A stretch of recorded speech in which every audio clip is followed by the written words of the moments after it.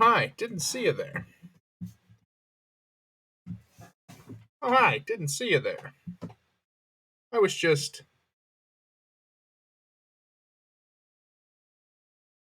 Oh, hi, didn't see you there. I was just. Oh, hi, didn't see you there. I was just.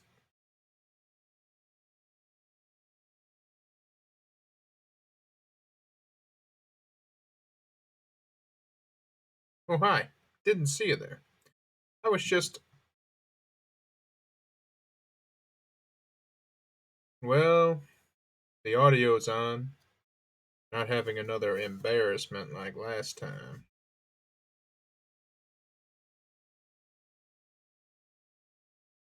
Oh, hi, didn't see you there. I was just playing with my pussy here. Hi, pussy, pussy. Hi, pussy, pussy, pussy. Ooh. Okay, okay. He didn't want to be on camera. He's a little camera shy. Well, last time we read one chapter where it turns out Dorian Gray has found himself a lover who, at the very end, an actress, a poor actress, who he proposed to at the very end of the last chapter. We got through one chapter last time. Uh, Maybe we'll get through more than one this time, but that's okay because I don't know. I don't know too much, and I want to learn.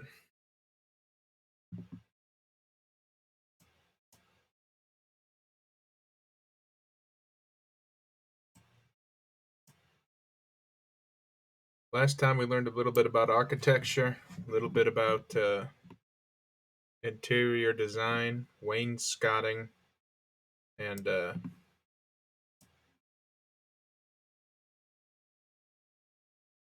frieze, architrave, capital, all the parts of a. I'm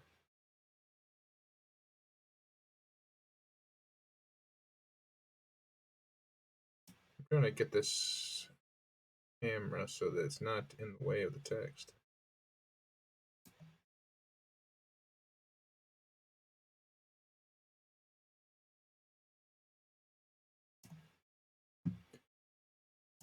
Um, okay. I'm just in the little corner up here. Hi, guys. Hello. I'm just up in the corner here. Um, so, we're starting off on chapter 5 today. Let's see how many chapters there are totally. Totally. Looks like there are 19. Or no. 16. 16 chapters, and I'm on chapter 5. We're in no rush here.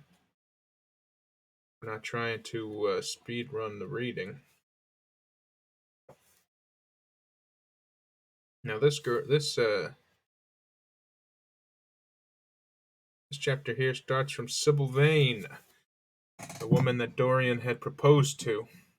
Starts from her. I don't know why I'm doing this voice. I got my O's hat here.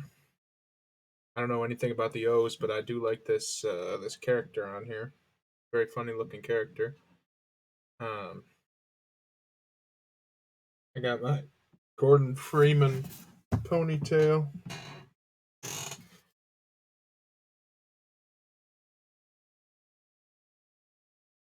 And I got my book.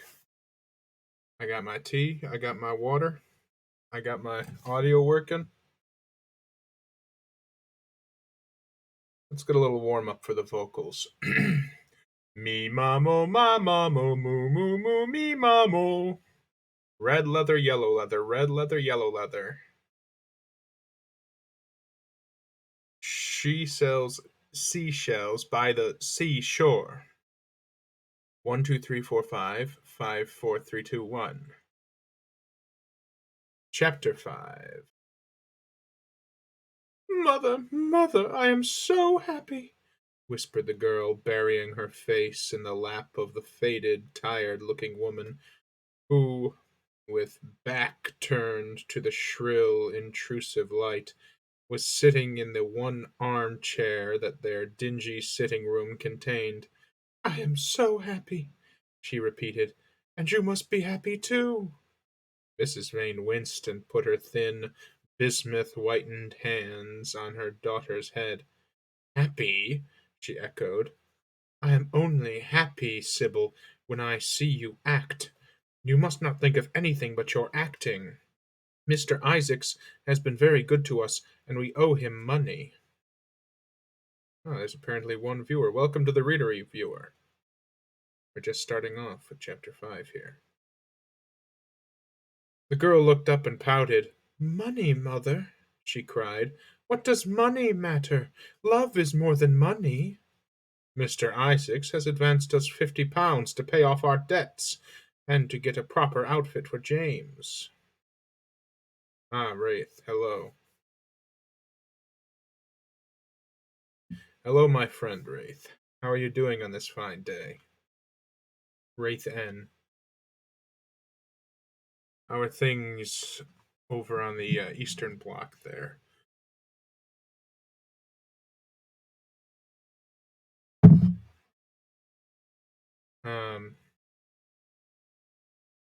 The beautiful Dorian Gray has proposed to the poor actress Sybil Vane.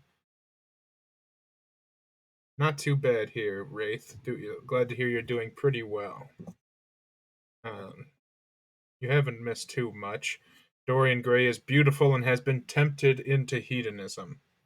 So we're dealing with his almost midlife crisis at age 20, where he's decided he is not going to waste his youth on instruction from one Lord Henry. And, yeah, we're starting off with Sybil Vane here, talking to her mother. Her mother says, Mr. Isaacs has advanced us £50 to pay off our debts, and to get a proper outfit for James. You must not forget that, Sybil. £50 is a very large sum. Mr. Isaacs has been most considerate. Kitty. Shh. He is not a gentleman, mother. I hate the way he talks to me, said the girl, rising to her feet and going over to the window. I don't know how we could manage without him, answered the elderly woman querulously. Sybil Vane tossed her head and laughed. We don't want him any more, mother. Prince Charming rules life for us now. Then she paused. A rose shook in her blood and shadowed her cheeks. Quick breath parted the petals of her lips. They trembled. Some southern wind of passion swept over her and stirred the dainty folds of her dress. I love him, she said simply. Foolish child, was the parrot phrase flung in answer. The waving of crooked, false-jeweled fingers gave grotesqueness to the words. The girl laughed again. The joy of a caged bird was in her voice. Her eyes caught the melody and echoed it in radiance, then closed for a moment, as though to hide their secret. When they opened, the mist of a dream had passed across them. Thin-lipped wisdom spoke at her from the worn chair, hinted at prudence, quoted from that book of cowardice whose author apes the name of common sense. She did not listen. She was free in her prison of passion. Her Prince Charming, was with her. She had called on memory to remake him. She had sent her soul to search for him, and it had brought him back. His kiss burned again upon her mouth. Her lips were warm with his breath. Then wisdom altered its method, and spoke of espial and discovery. This young man might be rich. If so, marriage should be thought of. Against the shell of her ear broke the waves of worldly cunning. The arrows of craft shot by her. She saw the thin lips moving and smiled. Suddenly she felt the need to speak. The wordy silence troubled her. "Mother, mother," she cried, "why does he love me so much? I know why I love him. I love him because he is like what love himself should be. But what does he see in me? I am not worthy of him. I, and yet why? I cannot tell, though I feel so much beneath him. I don't feel humble. I feel proud, terribly proud. Mother, did you love my father as I love Prince Charming?" The elder woman grew pale beneath the coarse powder that daubed her cheeks, and her dry lips twitched with a spasm of pain. Sybil rushed to her, flung her arms around her neck, and kissed her. "Forgive me, mother. I know it pains you to talk about our father, but it only pains you because you loved him so much. Don't look so sad. I am as happy today as you were 20 years ago. Ah, let me be happy forever." "My child, you're far too young to think of falling in love. Besides, what do you know of this young man? You don't even know his name. The whole thing is most inconvenient, and really, when James is going away to Australia, I have so much to think of. I must say that you should have shown more consideration. However, as I said before, if he is rich. Ah, mother, mother, let me be happy." Mrs. Vane glanced at her, and with one of those false theatrical gestures that so often became a mode of second nature to a stage player, clasped her in her arms. At this moment the door opened, and a young lad with rough brown hair came into the room. He was thick-set of figure, and his hands and feet were large and somewhat clumsy in movement. He was not so finely bred as his sister. One would hardly have guessed the close relationship that existed between them. Mrs. Vane fixed her eye on him and intensified her smile. She mentally elevated her son to the dignity of an audience. She felt sure that the tableau was interesting. You might keep some of your kisses for me, Sybil, I think," said the lad with a good-natured grumble. "Ah, but you don't like being kissed, Jim," she cried. "You are a dreadful old bear." And she ran across the room and hugged him. James Vane looked into his sister's face with tenderness. "I want you to come out with me for a walk, Sybil. I don't suppose I shall ever see this horrid London again. I am sure I don't want to." "My son, don't say such dreadful things," murmured Mrs. Vane, taking up a tawdry theatrical dress with a sigh and beginning to patch it. She felt a little disappointed that he had not joined the group. It would have increased the theatrical picturesqueness of the situation. "Why not, mother? I mean it." "You pain me, my son. I trust you will return from Australia in a position of affluence. I believe there is no society of any kind in the colonies, nothing that I would call society. So when you have made your fortune, you must come back and assert yourself in London." "Society!" muttered the lad. "I don't want to know anything about that. I should like to make some money to take you and Sybil off the stage. I hate it." "Oh, Jim," said Sybil, laughing, "how unkind of you!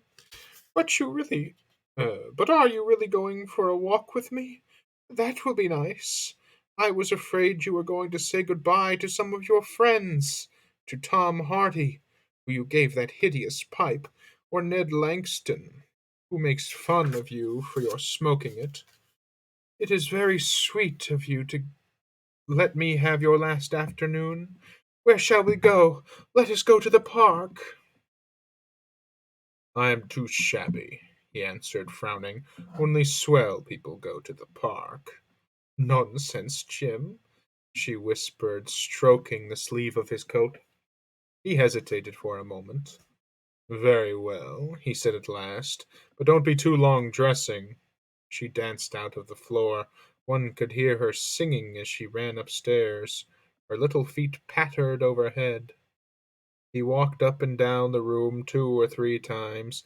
Then he turned to the still figure in the chair. Mother, are my things ready? He asked. Quite ready, James, she answered, keeping her eyes on her work. For some months past she had felt ill at ease when she was alone with this rough, stern son of hers. Her shallow, secret nature was troubled when their eyes met. She used to wonder if he suspected anything. The silence, for he made no other observation, became intolerable to her. She began to complain. Women defend themselves by attacking, just as they attack by sudden and strange surrenders. I hope you will be contented, James, with your seafaring life, she said. You must remember that it is your own choice. You might have answered a solicitor's life. Solicitors are a very respectable class, and in the country often dine with the best families. I hate offices and I hate clerks, he replied. But you are quite right. I have chosen my own life. All I say is, watch over Sibyl. Don't let her come to any harm. Mother, you must watch over her. James, you really talk very strangely. Of course I watch over Sibyl. I hear a gentleman comes every night to the theatre, and goes behind to talk to her. Is that right? What about that? We're speaking of things you don't understand, James. In the profession, we are accustomed to receive a great deal of most gratifying attention. Excuse me. I myself used to receive many bouquets at one time. That was when acting was really understood. As for Sibyl, I do not know at present whether her attachment is serious or not, but there is no doubt that the young man in question is a perfect gentleman. He is always most polite to me. Besides, he has the appearance of being rich, and the flowers he sends are lovely. You don't know his name, though, said the lad harshly. No, answered his mother, with a placid expression in her face. He has not yet revealed his real name. I think that it is quite romantic of him. He is probably a member of the aristocracy. James Vane bit his lip. Watch over Sibyl, mother, he cried. Watch over her. My son, you distress me very much. Sibyl is always under my special care. Of course, if this gentleman is wealthy, there is no reason why she should not contract an alliance with him. I trust he is one of the aristocracy. He has all the appearances of it, I must say. It might be a most brilliant marriage for Sibyl. They would make a charming couple. His good looks are really quite remarkable. Everybody notices them. The lad muttered something to himself and drummed on the window pane with his coarse fingers. He had just turned round to say something when the door opened and Sibyl ran in. How serious you both are, she cried. What is the matter? Nothing, he answered. I suppose one must be serious sometimes. Good-bye, mother. I will have my dinner at 5 o'clock. Everything is packed except my shirts, so you need not trouble. Good-bye, my son, she answered with a bow of strained stateliness. She was extremely annoyed at the tone he had adopted with her, and there was something in his look that had made her feel afraid. Kiss me, mother, said the girl. Her flower-like lips touched the withered cheek and warmed its frost. My child, cried Mrs. Vane, looking up to the ceiling in search of an imaginary gallery.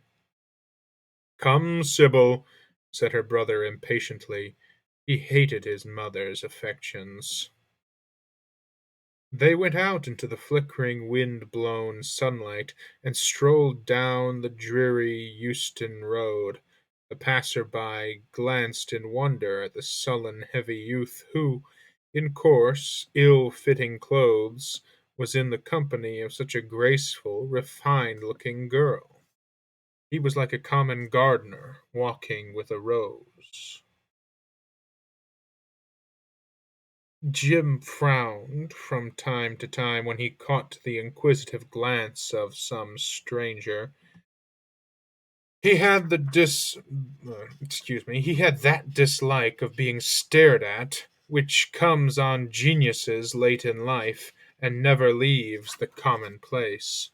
Sybil, however, was quite unconscious of the effect she was producing. Her love was trembling in laughter on her lips. She was thinking of Prince Charming, and that she might think of him all the more, she did not talk of him, but prattled on about the ship in which Jim was going to sail, about the gold he was certain to find, about the wonderful heiress whose life he would save from the wicked, red-shirted bushrangers, for he was not to remain a sailor, or a supercargo, or whatever he was going to be. Oh, no! A sailor's existence was dreadful. Fancy being cooped up in a horrid ship, with the hoarse, humpbacked waves trying to get in, and a black wind blowing the masts down and tearing the sails into long, screaming ribbons. He was to leave the vessel at Melbourne, bid a polite good-bye to the captain, and go off at once to the gold fields. Before a week was over he was to come across a large nugget of pure gold, the largest nugget that had ever been discovered, bring it down to the coast in a wagon guarded by 6 mounted policemen. The bushrangers were to attack them 3 times, and be defeated with immense slaughter. Or no, he was not to go to the goldfields at all. They were horrid places where men got intoxicated, and shot each other in bar rooms, and used bad language. He was to be a nice sheep farmer, and one evening, as he was riding home, he was to see the beautiful heiress being carried off by a robber on a black horse, and give chase and rescue her. Of course she would fall in love with him, and he with her, and they would get married and come home and live in an immense house in London. Yes, there were delightful things in store for him. But he must be very good, and not lose his temper, or spend his money foolishly. She was only a year older than he was, but she knew so much more of life. He must be sure also to write to her by every mail, and to say his prayers every night before he went to sleep. God was very good, and would watch over him. She would pray for him too, and in a few years he would come back quite rich and happy. The lad listened sulkily to her and made no answer. He was heartsick at leaving home. Yet it was not this alone that made him gloomy and morose. Inexperienced though he was, he still had a strong sense of the danger of Sybil's position.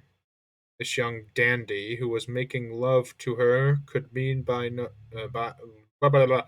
This young dandy who was making love to her could mean her no good.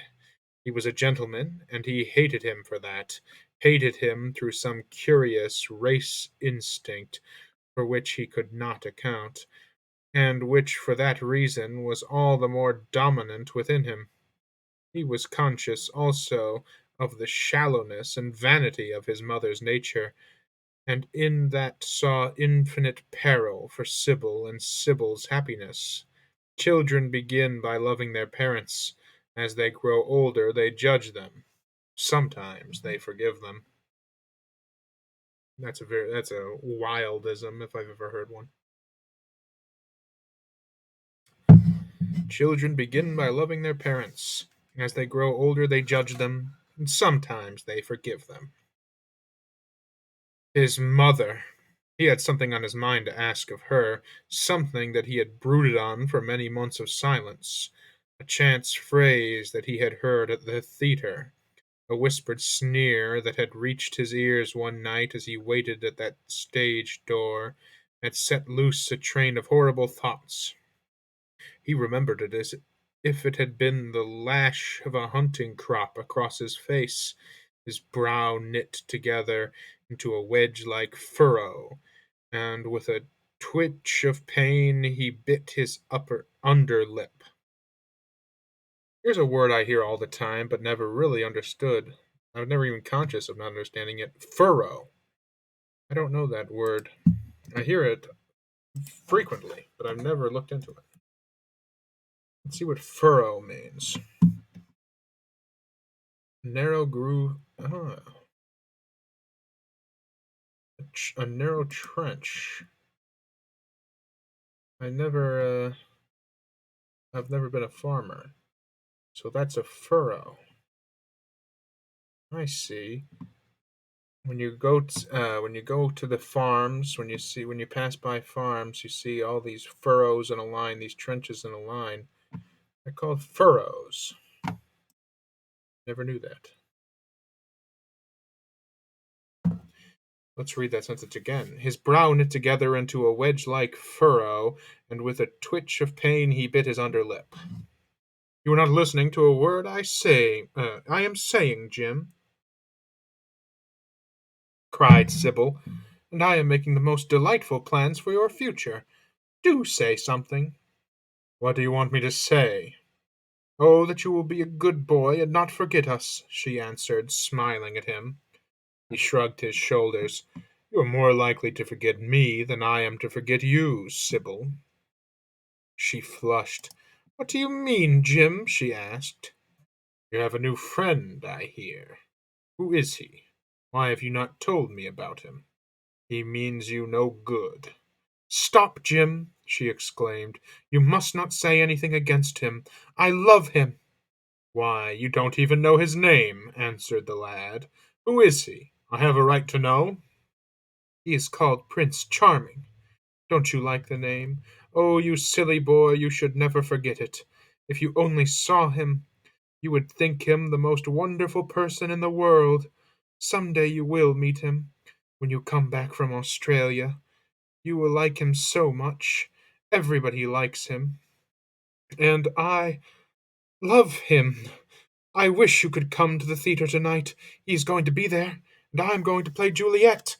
Oh, how I shall play it! Fancy Jim to be in love and play Juliet.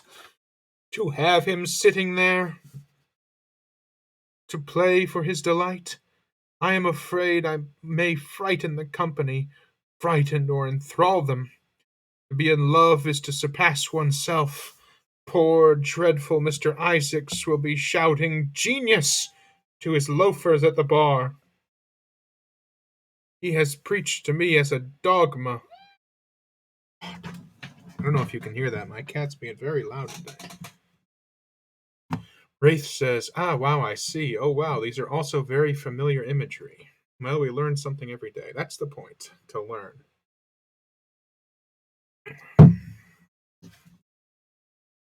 He has preached me as a dogma. Tonight he will announce me as a revelation. I feel it. And it is all his only, Prince Charming, my wonderful lover, my god of graces. But I am poor beside him. Poor? What does that matter? When poverty creeps in at the door, love flies in through the window. Our proverbs want rewriting. They were made in winter, and it is summer now. Springtime for me, I think. A very dance of blossoms in blue skies. He is a gentleman, said the lad sullenly. A prince! She cried musically. What more do you want?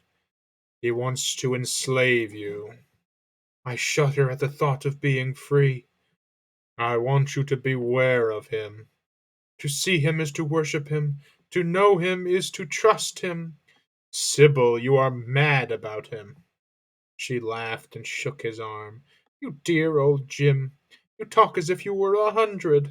Some day you will be in love yourself. Then you will know what it is. Don't look so sulky. Surely you should be glad to think that, though you are going away, you leave me happier than I have ever been before. Life has been hard for us both, terribly hard and difficult, but it will be different now.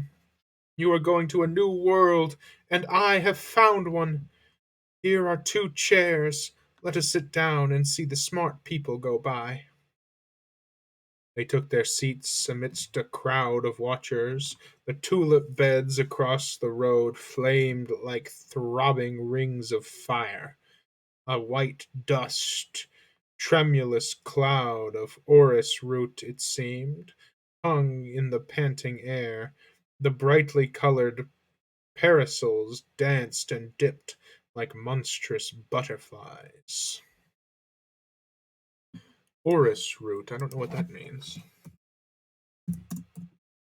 Somehow a cloud of orris root? Hmm. What did it say? Um, a white tremulous cloud of orris root.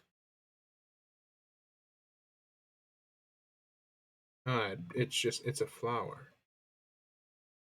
I assume it was using imagery similar to the rings of fire.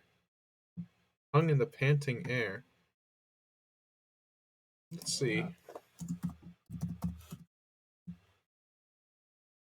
Perhaps they puff. They don't puff.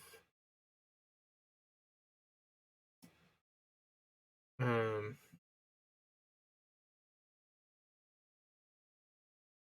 well, I assume she was either talking of the smell or talking of, or just being, or he was just being poetic. Um, she made her brother talk of himself, his hopes, his prospects. He spoke slowly and with effort. They passed words to each other as players at a game pass counters. Sybil felt oppressed. She could not communicate her joy. A faint smile curving that sullen mouth was all the echo she could win. After some time she became silent. Suddenly she caught a glimpse of golden hair and laughing lips, and in an open carriage with two ladies, Dorian Gray drove past. Oh my. She started to her feet. "There he is!" she cried. "Who?" said Jim Bain. "Prince Charming," she answered, looking after the Victoria. He jumped up and seized her roughly by the arm. "Show him to me. Which is he? Point him out. I must see him," he exclaimed, but at that moment the Duke of Berwick's four in hand came between, and when it had left the space clear, the carriage had swept out of the park. Four in hand.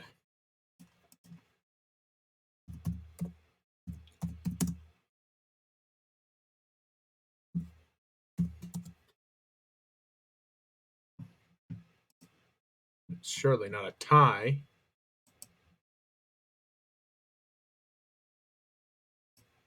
Driving. Um. Ah. Carriage with four in hand. That makes sense. Four horses in hand, that is. That makes total sense. Um.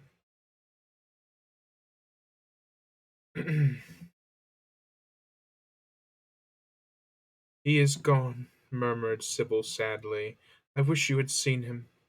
I wish I had, for as sure as there is God in heaven, if he ever does you any wrong, I shall kill him. She looked at him in horror. He repeated his words. They cut the air like a dagger. The people round began to gape. A lady standing close to her tittered.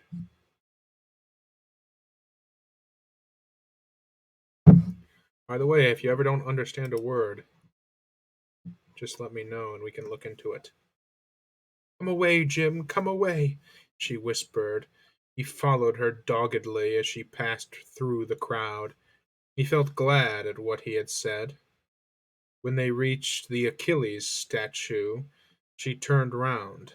There was pity in her eyes that became laughter on her lips. She shook her head at him. "You are foolish, Jim, utterly foolish. A bad-tempered boy, that is all. How can you say such horrible things? You don't know what you are talking about. You are simply jealous and unkind. Ah, I wish you would fall in love. Love makes people good, and what you said was wicked." "I am 16," he answered, "and I know what I am about. Mother is no help to you. She doesn't understand how to look after you. I wish now that I was not going to Australia at all. I have a great mind to chuck the whole thing up. I would if my articles hadn't been signed. Oh, don't be so serious, Jim. You are like one of the heroes of those silly melodramas Mother used to be so fond of acting in. I am not going to quarrel with you. I have seen him, and oh, to see him is perfect happiness. We won't quarrel. I know you would never harm any one I love, would you? Not as long as you love him, I suppose, was the sullen answer. I shall love him forever, she cried. And he, forever too.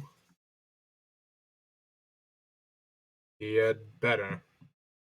She shrank away from him. Then she laughed and put her hands on his arm. He was merely a boy. At the Marble Arch they hailed an omnibus, which left them close to their shabby home in the Euston Road. It was after 5 o'clock, and Sybil had to lie down for a couple of hours before acting. Jim insisted she should do so. He said that he would sooner part with her when their mother was not present. She would uh, she would be sure to make a scene, and he detested scenes of every kind. I gotta drink my tea before it goes cold. In Sybil's own room they parted. There was jealousy in the lad's heart, and a fierce murderous hatred of the stranger who, as it seemed to him, had come between them. Yet when her arms were flung round his neck and her fingers strayed through his hair, he softened and kissed her with a real affection. There were tears in his eyes as he went downstairs. His mother was waiting for him below. She grumbled at his unpunctuality as he entered. He made no answer, but sat down to his meagre meal. The flies buzzed round the table and crawled over the stained cloth, though the rumble of omnibuses and the clatter of street cabs, he could hear the droning voice devouring each minute that was left to him. After some time he thrust away his plate and put his head in his hands. He felt he felt that he had a right to know. It should have been told to him before. If it was as he suspected, leaden with fear, his mother watched him. Words dropped mechanically from her lips. A tattered lace handkerchief twitched in her fingers. When the clock struck 6, he got up and went to the door. Then he turned back and looked at her. Their eyes met. In hers he saw a wild appeal for mercy. It enraged him. "Mother, I have something to ask you," he said. Her eyes wandered vaguely about the room. She made no answer. "Tell me the truth. I have a right to know. Were you married to my father?" She heaved a deep sigh. It was a sigh of relief. The terrible moment, the moment that night and day for weeks and months she had dreaded, had come at last, and yet she felt no terror. Indeed, some measure it was a dis- Indeed, in some measure, it was a disappointment for her. The vulgar directness of the question called for a direct answer. The situation had not been gradually led up to. It was crude. It reminded her of a bad rehearsal. "No," she answered, wondering at the harsh simplicity of life. "My father was a scoundrel, then!" cried the lad, clenching his fists. She shook her head. "I knew he was not free. We loved each other very much. If he had lived, he would have made provisions for us. Don't speak against him, my son. He was your father, and a gentleman. Indeed, he was highly connected. An oath broke from his lips. I don't care for myself, he exclaimed, but don't let Sybil. It is a gentleman, isn't it, who is in love with her, or says he is. Highly connected, too, I suppose. For a moment, a hideous scene of humiliation came over the woman. Her head, hideous sense of humiliation came over the woman. Her head drooped. She wiped her eyes with shaking hands. Sybil has a mother, she murmured. I had none. The lad was touched. He went towards her, and stooping down, he kissed her. I am sorry if I have pained you by asking about my father, he said, but I could not help it. I must go now. Good-bye. Don't forget that you will have only one child to look after, and believe me that if this man wrongs my sister, I will find out who he is, track him down, and kill him like a dog. I swear it. The exaggerated folly of the threat, the passionate gesture that accompanied it, was mad melodramatic words, made life seem more vivid to her. She was familiar with the atmosphere. She breathed more freely, and for the first time for many months she really admired her son. She would have liked to have continued the scene on the same emotional scale, but he cut her short. Trunks had to be carried down and mufflers looked for. The lodging house drudge the lodging house drudge bustled in and out. There was the bargaining with the cabman. The moment was lost in vulgar details. It was with a renewed feeling of disappointment that she waved the tattered lace handkerchief from the window as her son drove away. She was conscious that a great opportunity had been wasted. She consoled herself by telling Sybil how desolate she felt her life would be now that she had only one child to look after. She remembered the phrase. It had pleased her. Of the threat she said nothing. It was vividly and dramatically expressed. She felt that they would all laugh at it some day.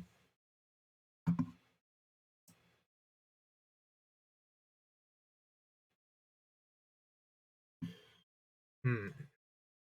Maybe they will laugh at it someday. I'm sure they'll all live happily ever after. Like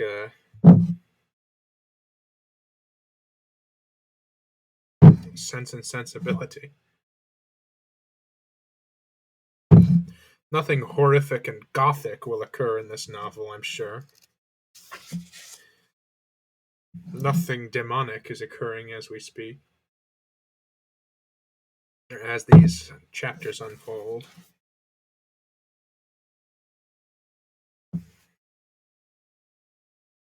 Well, Sybil Vane has gone mad with love. James Vane, I think was his name, has sworn an oath of murder should Dorian Gray wrong his sister. Let's hope he doesn't have to act on this oath, right? I mean, Dorian Gray's a good guy. Chapter 6.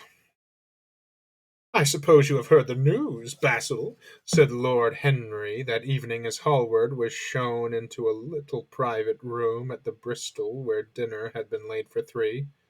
No, Harry, answered the artist, giving his hat and coat to the bowing waiter. What is it? Nothing about politics, I hope. They don't interest me. There's hardly a single person in the House of Commons worth painting, though many of them would be better for a little whitewashing. Dorian Gray is engaged to be married, said Lord Henry, watching him as he spoke. Hallward started and then frowned. Dorian engaged to be married? He cried. Impossible. It is perfectly true. To whom? Some little actress or other. I can't believe it. Dorian is far too sensible. Dorian is far too wise not to do foolish things now and then, my dear Basil. Marriage is hardly a thing that one can do now and then, Harry. Except in America, rejoined Lord Henry languidly. But I didn't say he was married. I said he was engaged to be married. That is a great difference.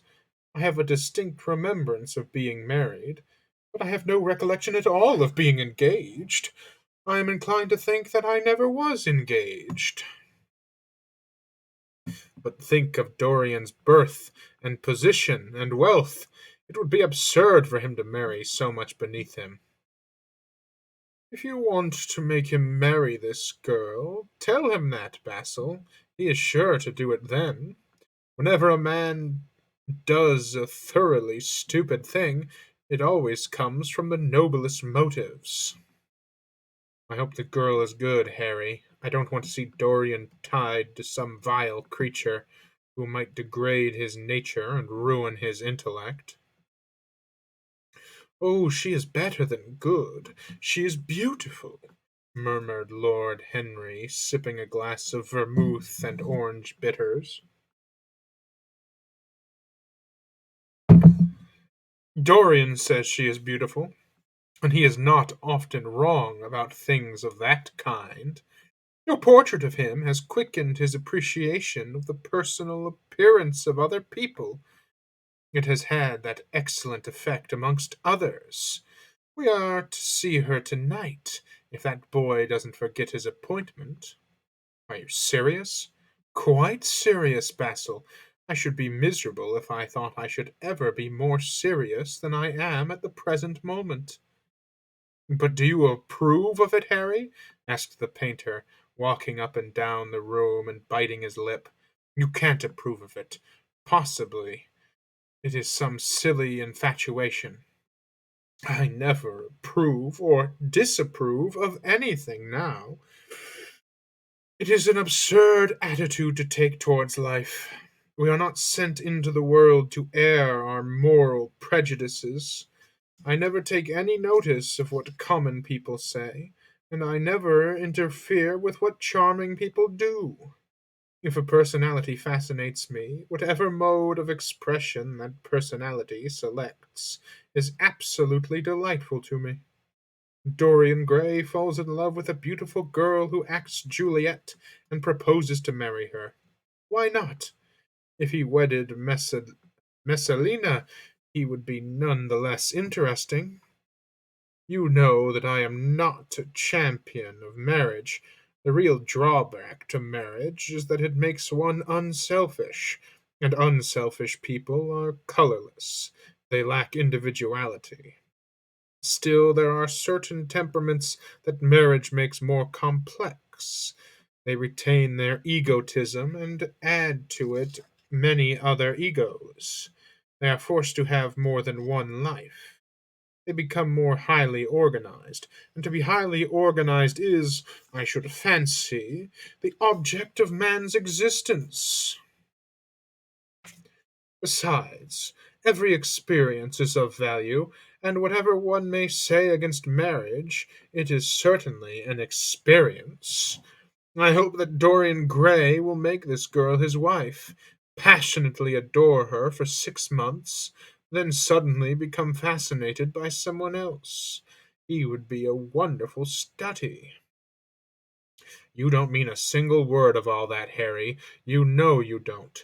If Dorian Gray's life were spoiled, no one would be sorrier than yourself.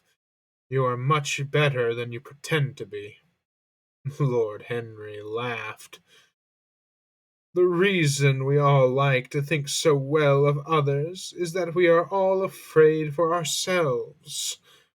The basis of optimism is sheer terror. We think that we are generous because we credit our neighbor with the possession of those virtues that are likely to be a benefit to us. We praise the banker that we may overdraw our account, and find good qualities in the highwayman in the hope that he may spare our pockets. I mean everything that I have said. I have the greatest contempt for optimism. He's always smoking. As for a spoiled life, no life is spoiled but one whose growth is arrested. If you want to mar a nature, you have merely to reform it. As for marriage, of course that would be silly, but there are other and more interesting bonds between men and women.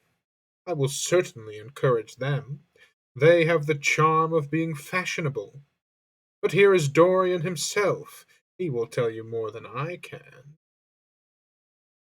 My dear Harry, my dear Basil, you must both congratulate me, said the lad, throwing off his evening cape with its satin-lined wings and shaking each of his friends by the hand in turn. I have never been so happy. Of course it is sudden. All really delightful things are. And yet it seems to me to be the one thing I have been looking for all my life. He was flushed with excitement and pleasure, and looked extraordinarily handsome. I hope you will always be very happy, Dorian, said Hallward, but I don't quite forgive you for not having let me know of your engagement. You let Harry know. And I don't forgive you for being late for dinner, broke in Lord Henry, putting his hand on the lad's shoulder and smiling as he spoke. Come, let us sit down and try what the new chef here is like, and then you will tell us how it all came about. There is really not much to tell, cried Dorian as they took their seats at the small round table. What happened was simply this. After I left you yesterday evening, Harry, I dressed, had some dinner at that little Italian restaurant in Rupert Street you introduced me to, and went down at 8 o'clock to the theatre. Sybil was playing Rosalind. Of course, the scenery was dreadful and the Orlando absurd. But Sybil! You should have seen her. When she came on in her boy's clothes, she was perfectly wonderful. She wore a moss-colored velvet jerkin with cinnamon sleeves, slim brown cross-gartered hose, a dainty little green cap with a hawk's feather caught in a jewel, and a hooded cloak lined with dull red. Jerkin. What's a jerkin?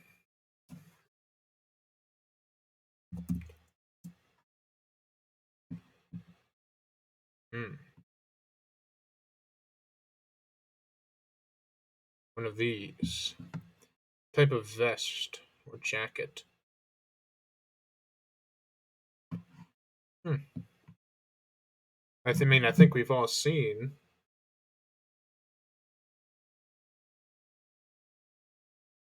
a jerkin. We just didn't know the name for it. What makes it different than? I guess that it's buttoned down like that or tied across. Man's short, close-fitting jacket, usually made of light-colored leather and often without sleeves. So it essentially just means a vest or a jacket without sleeves. That's it. Hmm. Okay.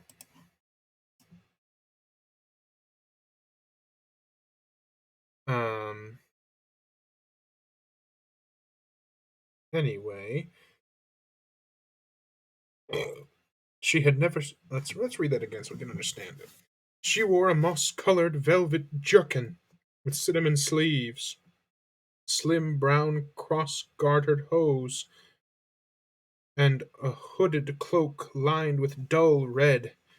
She had never seemed to me more exquisite. She had all the delicate grace of that Tanagata figurine that you have in your studio, Basil. Tanagara, Tanagra.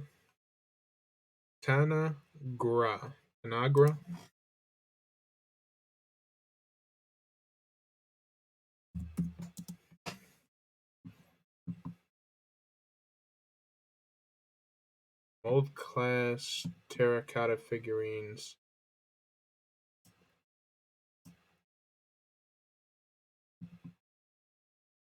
Hmm. Let's see what kind of grace she had.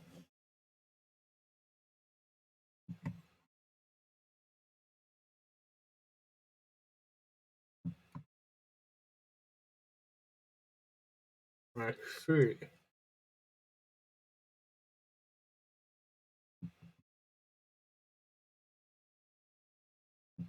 She had the grace of Venus. Um, that's probably a good example of something that he would have. I don't know if this is the same statuette from last time, but probably not. Anyway, she had all the delicate grace of that Tanagra. Let's see how you pronounce it. Tanagara.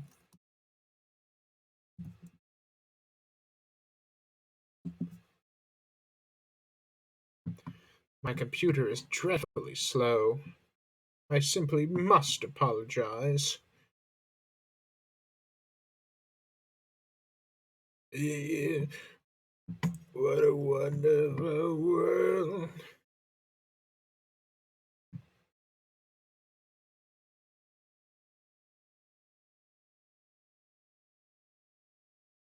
Why is it so hard to just find a pronunciation?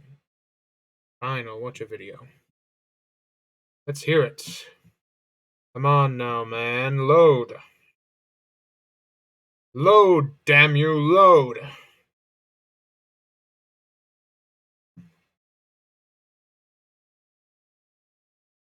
Ball.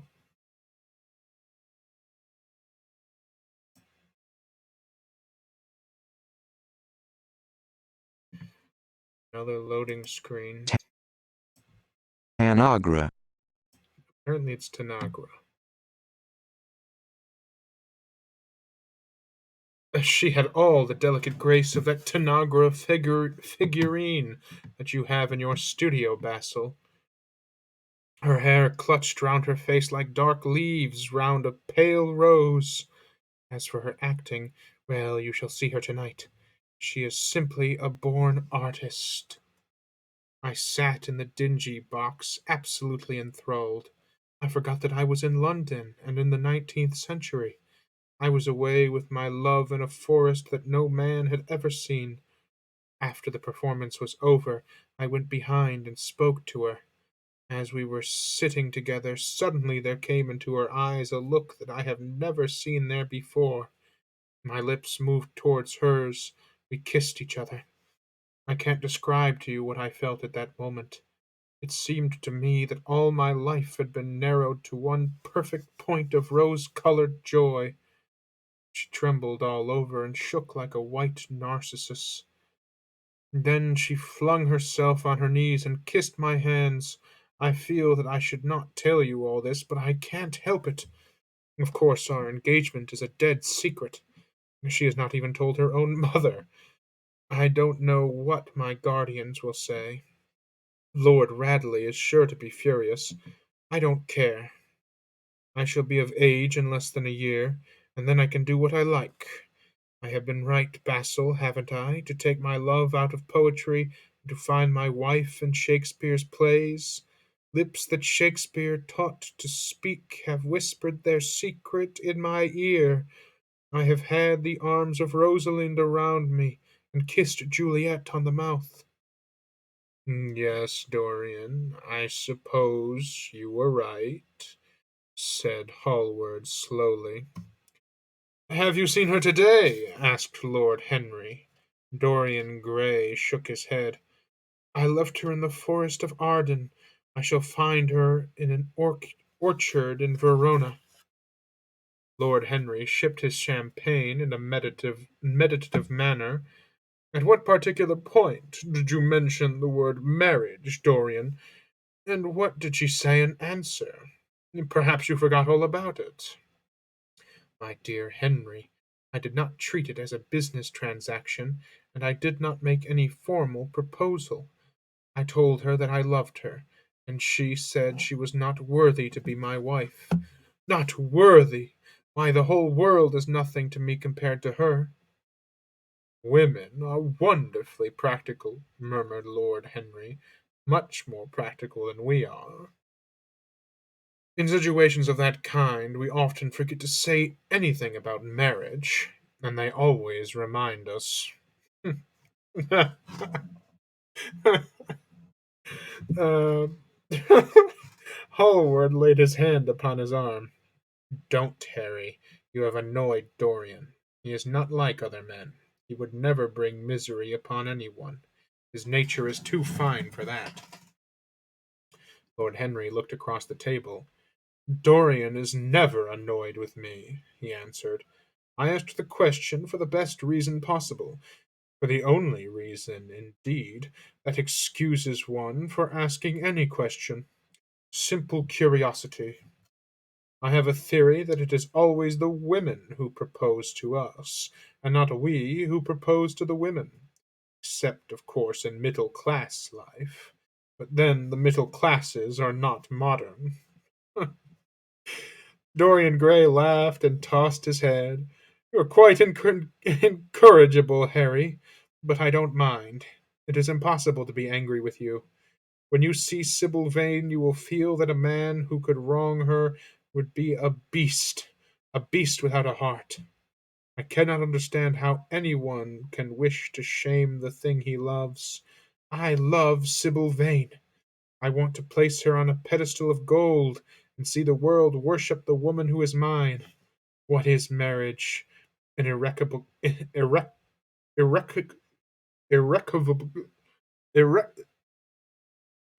I can't say this word. Irrec, irrecov, I know what it means.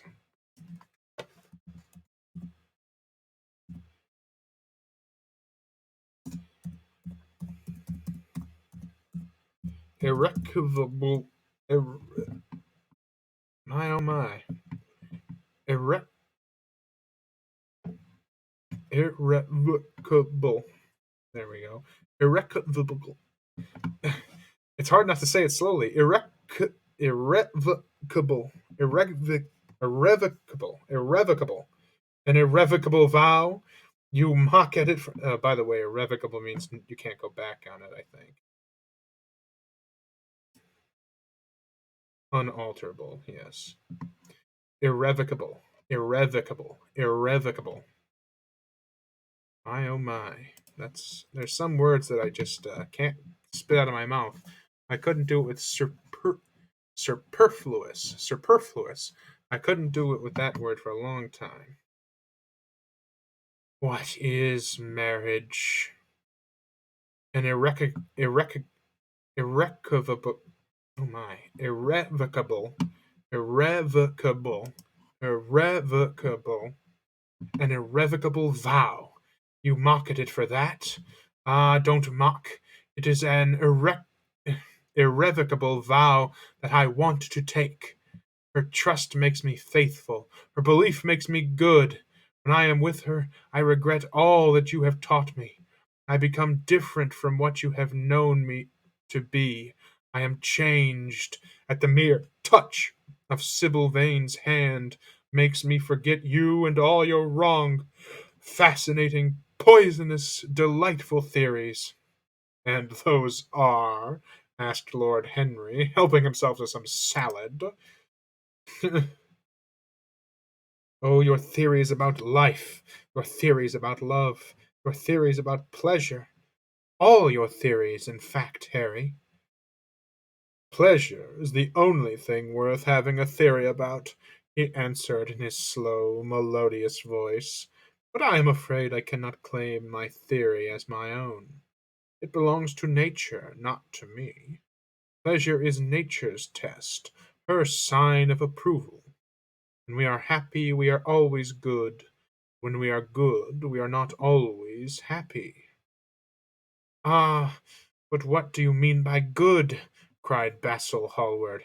"Yes," echoed Dorian, leaning back in his chair and looking at Lord Henry over the heavy clusters of purple-lipped irises that stood in the centre of the table. "What do you mean by good, Harry?" To be good is to be in harmony with one's self, he replied, touching the thin stem of his glass with his pale, fine pointed fingers. Discord is to be forced to be in harmony with others. One's own life, that is the important thing. As for the lives of one's neighbors, if one wishes to be a prig or a Puritan, one can flaunt one's moral views about them, but they are not one's concern. Besides, individualism has really the higher aim. Modern morality consists in accepting the standards of one's age. I consider that for any man of culture to accept the standard of his age is a form of the grossest immorality. But surely, if one lives merely for oneself, Harry, one pays a terrible price for doing so, suggested the painter. Yes, we are overcharged for everything nowadays. I should fancy that the real tragedy of the poor is that they can afford nothing but self denial. Beautiful sins, like beautiful things, are the privilege of the rich.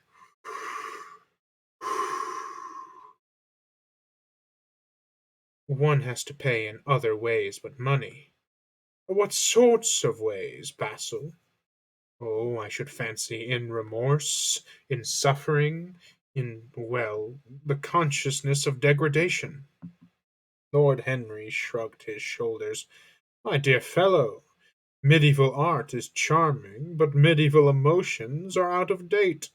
One can use them in fiction, of course, but then the only things that one can use in fiction are the things that one has ceased to use in fact. Believe me, no civilized man ever regrets a pleasure, and no uncivilized man ever knows what a pleasure is. I know what pleasure is, cried Dorian Gray. It is to adore someone. That is certainly better than being adored, he answered, toying with some fruits. Being adored is a nuisance. Women treat us just as humanity treats its gods. They worship us and are always bothering us to do something for them. I should have said that whatever they ask for they I should have said that whatever they ask for they have first given to us, murmured the lad gravely. They create love in our natures. They have a right to demand it back.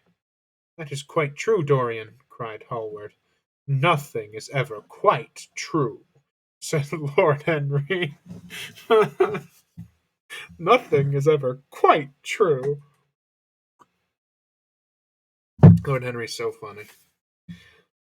This is, interrupted Dorian. You must admit, Harry, that women give to men the very gold of their lives. Possibly, he sighed, but they invariably want it back in some such very small change. That is the worry. Women, as some witty Frenchman once put it, inspire us with the desire to do masterpieces, and always prevent us from carrying them out. Harry, you are dreadful. I don't know why I liked you so much. You will always like me, Dorian, he replied. Will you have some coffee, you fellows? Waiter, bring coffee, and fine champagne, and some cigarettes. No, don't mind the cigarettes. I have some. Basil, I can't allow you to smoke cigars. You must have a cigarette. A cigarette is the perfect type of a perfect pleasure. It is exquisite, and leaves one unsatisfied. What more can one want? Yes, Dorian, you will always be fond of me. I represent to you all the sins you have never had the courage to commit. What nonsense you talk, Harry, cried the lad, taking a light from a fire-breathing silver dragon that the waiter had placed on the table. Let us go down to the theatre. When Sybil comes to the stage, you will have a new ideal of life. She will represent something to you that you have never known." "I have known everything," said Lord Henry, with a tired look in his eyes, "but I am always ready for a new emotion. I am afraid, however, that, for me at any rate, there is no such thing. Still your wonderful girl may thrill me. I love acting. It is so much more real than life. Let us go. Dorian, you will come with me. I'm so sorry, Basil, but there is only room for two in the brougham. You must follow us in a hansom." They got up and put their coats, sipping their coffee standing. The painter was silent and preoccupied. There was a gloom over him. He could not bear this marriage, yet it seemed to him to be better than many other things that might have happened. After a few minutes they all passed downstairs. He drove off by himself, as had been arranged, and watched the flashing lights of the little brougham in front of him. A strange sense of loss came over him. He felt that Dorian Gray would never again be to him all that he had been in the past. Life had come between them.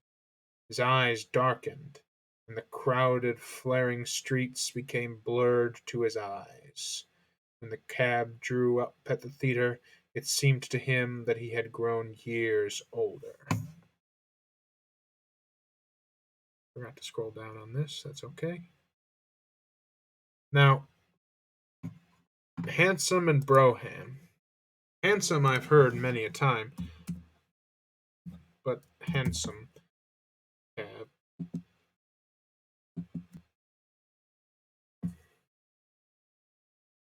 Brougham. Brougham, though, never really heard of. Now, handsome, uh,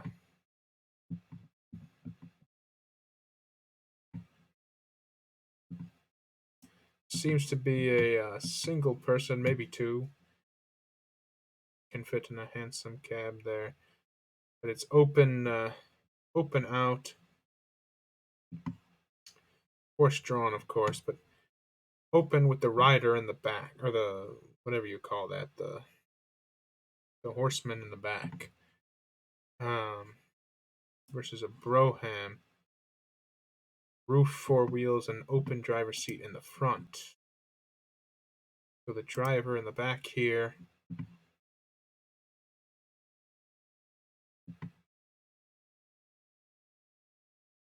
Oh my goodness.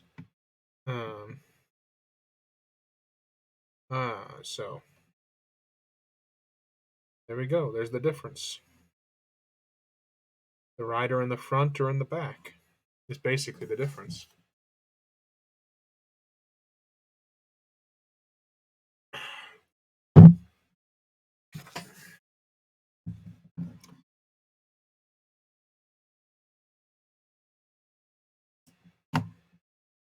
Chapter 7. For some reason or other, the house was crowded that night, and the fat Jew manager who met them at the door was beaming from ear to ear with an oily, tremulous smile. Tremulous, that's a word.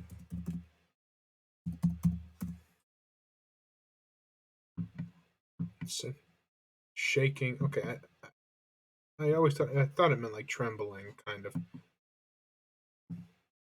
shaking or quivering slightly, timid or nervous. Okay,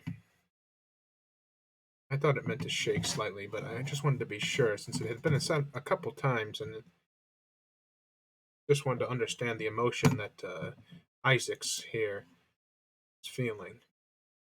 For some reason or other, the house was crowded that night, and the fat Jew manager who met them at the door was beaming from ear to ear with an oily, tremulous smile. He escorted them to their box with a sort of pompous humility, waving his fat, jeweled hands and talking at the top of his voice. Dorian Gray loathed him more than ever. He felt as if he had come to look for Miranda and had been met by Caliban. Lord Henry, upon the other hand, rather liked him. At least he declared he did, and insisted on shaking him by the hand, and assuring him that he was proud to meet a man who had discovered a real genius and gone bankrupt over a poet. Hallward amused himself with watching the faces in the pit. The heat was terribly oppressive, and the huge sunlight flamed like a monstrous dahlia with petals of yellow fire. The youths in the gallery had taken off their coats and waistcoats and hung them over the side. They talked to each other across the theatre and shared their oranges with the tawdry girls who sat beside them. Some women were laughing in the pit.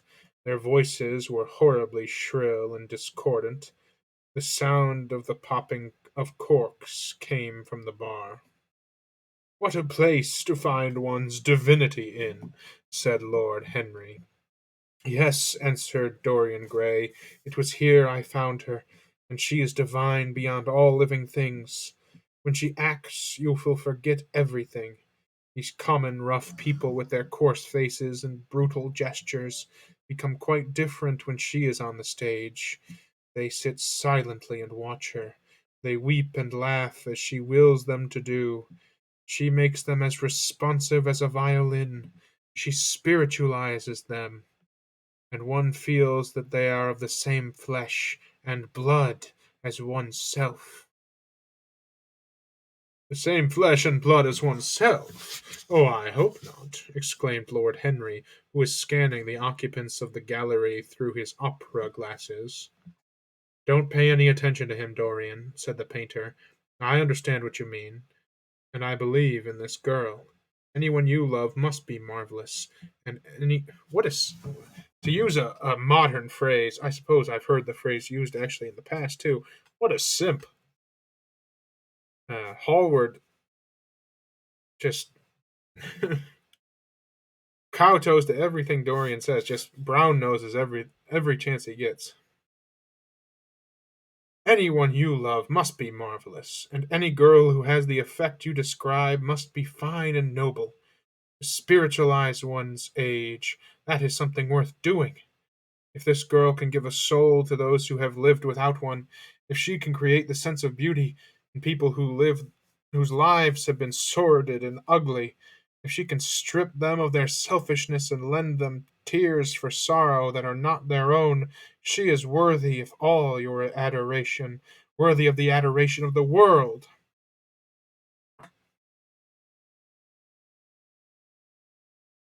"This marriage is quite right.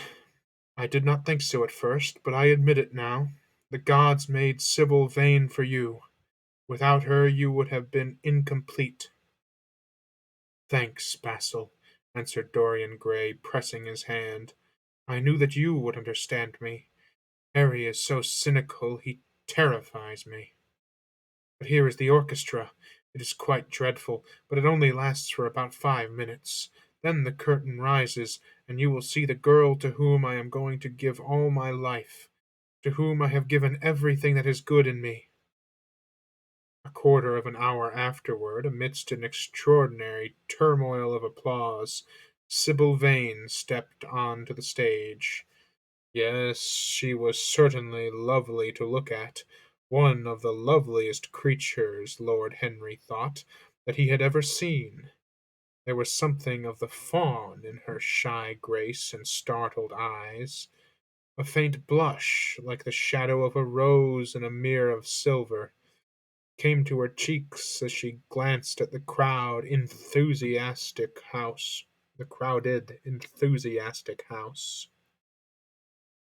She stepped back a few paces, and her lips seemed to tremble. Basil Hallward leaped to his feet and began to applaud. "Basil, come on, man, you're embarrassing yourself." Motionless as one in a dream sat Dorian Gray, gazing at her. Lord Henry peered through his glasses, murmuring, "Charming, charming." The scene was the hall of Capulet's house, and Romeo in his pilgrim's dress had entered with Mercutio and his other friends. The band, such as it was, struck up a few bars of music, and the dance began. Through the crowd of ungainly, shabbily dressed actors, Sybil Vane moved like a creature from a finer world. Her body swayed while she danced, as a plant sways in the water.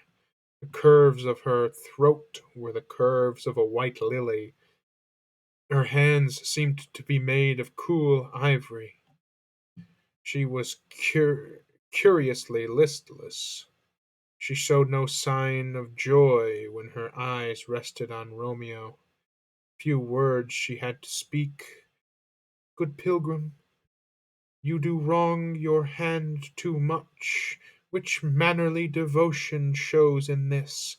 For saints have hands that pilgrims' hands do touch, and palm to palm is holy Palmer's kiss. With the brief dialogue that follows, were spoken in a thoroughly artificial manner. The voice was exquisite, but from the point of view of tone it was absolutely false. It was wrong in color.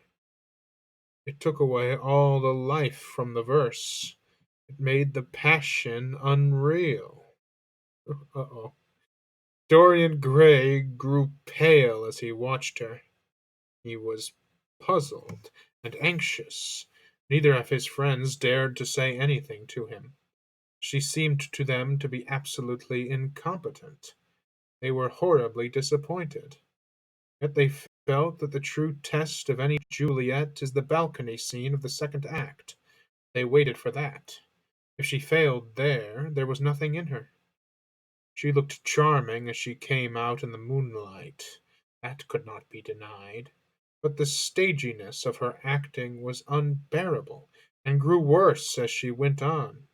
Her gestures became absurdly artificial. She overemphasized everything that she had to say. The beautiful passage, "Thou knowest the mask of night is on my face, else would a maiden blush bepaint my cheek, for that which thou hast heard me speak to-night," was declaimed with the painful precision of a schoolgirl who had been taught to recite by some second-rate professor of elocution. When she leaned over the balcony and came to those wonderful lines, "Although I joy in thee, I have no joy of this contract to-night.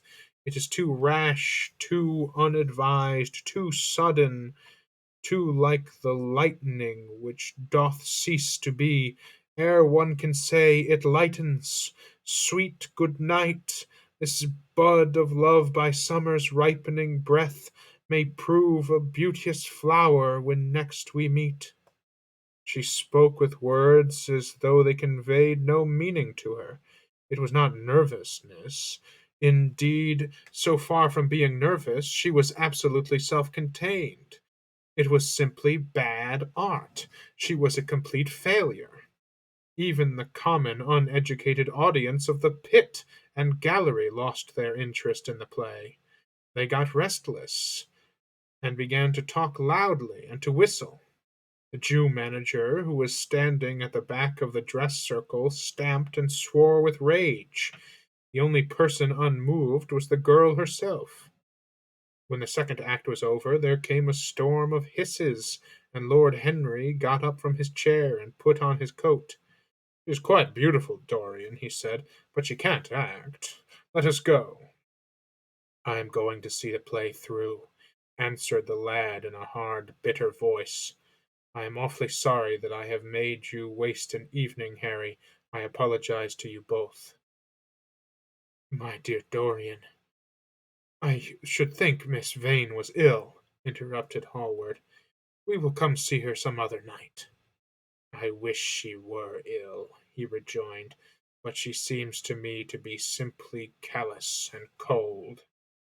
She has entirely altered. Last night she was a great artist. This evening she is merely a commonplace, mediocre actress." "Don't talk like that about any one you love, Dorian. Love is a more wonderful thing than art." "They are both simply forms of imitation," remarked Lord Henry. But do let us go. Dorian, you must not stay here any longer. It is not good for one's morals to see bad acting. Besides, I don't suppose you will want your wife to act, so what does it matter if she plays Juliet like a wooden doll? She is very lovely, and if she knows as little about life as she does about acting, she will be a delightful experience. There are only two kinds of people who are really fascinating: people who know absolutely everything, and people who know absolutely nothing. Good heavens, my dear boy, don't look so tragic. The secret of remaining young is never to have an emotion that is unbecoming. Come to the club with Basil and myself. We will smoke cigarettes and drink to the beauty of Sybil Vane. She is beautiful. What more can you want? Go away, Harry, cried the lad. I want to be alone. Basil, you must go. Ah, can't you see that my heart is breaking? The hot tears came to his eyes, his lips trembled, and rushing to the back of the box, he leapt up against the wall, hiding his face in his hands. Let us go, Basil, said Lord Henry, with a strange tenderness in his voice, and the two young men passed out together. A few moments afterwards the footlights flared up, and the curtain rose on the third act. Dorian Gray went back to his seat. He looked pale and proud and indifferent. The play dragged on and seemed interminable. Half of the audience went out, tramping in heavy boots and laughing. The whole thing was a fiasco. I'm not scrolling down. The last act was played to almost empty benches. The curtain went down on a titter and some groans. As soon as it was over, Dorian Gray rushed behind the scenes into the green room. The girl was standing there alone, with a look of triumph on her face. Her eyes were lit with an exquisite fire. There was a radiance about her. Her parted lips were smiling over some secret of their own. When he entered, she looked at him, and an expression of infinite joy came over her. "How badly I acted tonight, Dorian!" she cried. "Horribly," he answered, gazing at her in amazement. "Horribly! It was dreadful! Are you ill? You have no idea what it was. You have no idea what I suffered." The girl smiled. "Dorian," she answered, lingering over his name with long drawn music in her voice, as though it were sweeter than honey to the red petals of her mouth. "Dorian, you should have understood, but you understand now, don't you?" "Understand what?" he asked angrily. "Why I was so bad tonight. Why I shall always be bad. Why I shall never act well again." He shrugged his shoulders. "You are ill, I suppose. When you are ill you shouldn't act. You make yourself ridiculous. My friends were bored. I was bored." She seemed not to listen to him. She was transfigured with joy. An ecstasy of happiness dominated her. "Dorian, Dorian," she cried, "before I knew you, acting was the one reality of my life. I was only in the theatre that I lived. It was only in the theatre that I lived. I thought that it was all true. I was Rosalind one night and Portia the other. The joy of Beatrice was my joy. The sorrow of Cornelia was mine also." Cornelia. "I believed in everything. The common people who acted with me seemed to me to be godlike. The painted scenes were my world. I knew nothing but shadows, and I thought them real. You came, oh, my beautiful love, and you freed my soul from prison. You taught me what reality really is. Tonight, for the first time in my life, I saw through the hollowness, the sham, the silliness of the empty pageant in which I had always played. Tonight, for the first time, I became conscious that Romeo was hideous and old and painted, that the moonlight in the orchard was false. Orchard. that the scenery was vulgar, and that the words I had to speak were unreal, were not my words, were not what I wanted to say. You had brought me something higher, something of which all art is but a reflection. You had made me understand what love really is. My love, Prince Charming, Prince of Life. I have grown sick of shadows. You are more to me than all art can ever be. What have I to do with the puppets of a play? When I came on tonight, I could not understand how it was that everything had gone from me. I thought that I was going to be wonderful. I found that I could do nothing. Suddenly it dawned on me, my soul, what it all meant. The knowledge was exquisite to me. I heard them hissing, and I smiled. What could they know of love such as ours? Take me away, Dorian, take me away with you, where we can be quite alone. I hate the stage. I might mimic a passion that I do not feel, but I cannot mimic one that burns me like fire. Oh, Dorian, Dorian, you understand now what it signifies? Even if I could do it, it would be profanation for me to play at being in love. You have made me see that. Oof. He flung himself down on the sofa and turned away his face. You have killed my love, he muttered. She looked at him in wonder and laughed. He made no answer. She came across to him and with her little fingers stroked his hair. She knelt down and pressed his hands to her lips. He drew them away, and a shudder ran through him. Uh-oh. Then he leaped up and went to the door. Yes, he cried, you have killed my love. You used to stir my imagination. Now you don't even stir my curiosity. You simply produce no effect. I loved you because you were marvelous, because you had genius and intellect, because you realized the dreams of great poets and gave shape and substance to the shadows of art. You have thrown it all away. You are shallow and stupid. My God, how mad I was to love you! What a fool I have been! You are nothing to me now. I will never see you again. I will never think of you. I will never mention your name. You don't know what you were to me once. Why, once. Oh, I can't bear to think of it. I wish I had never laid eyes upon you. You have spoiled the romance of my life. How little you can know of love!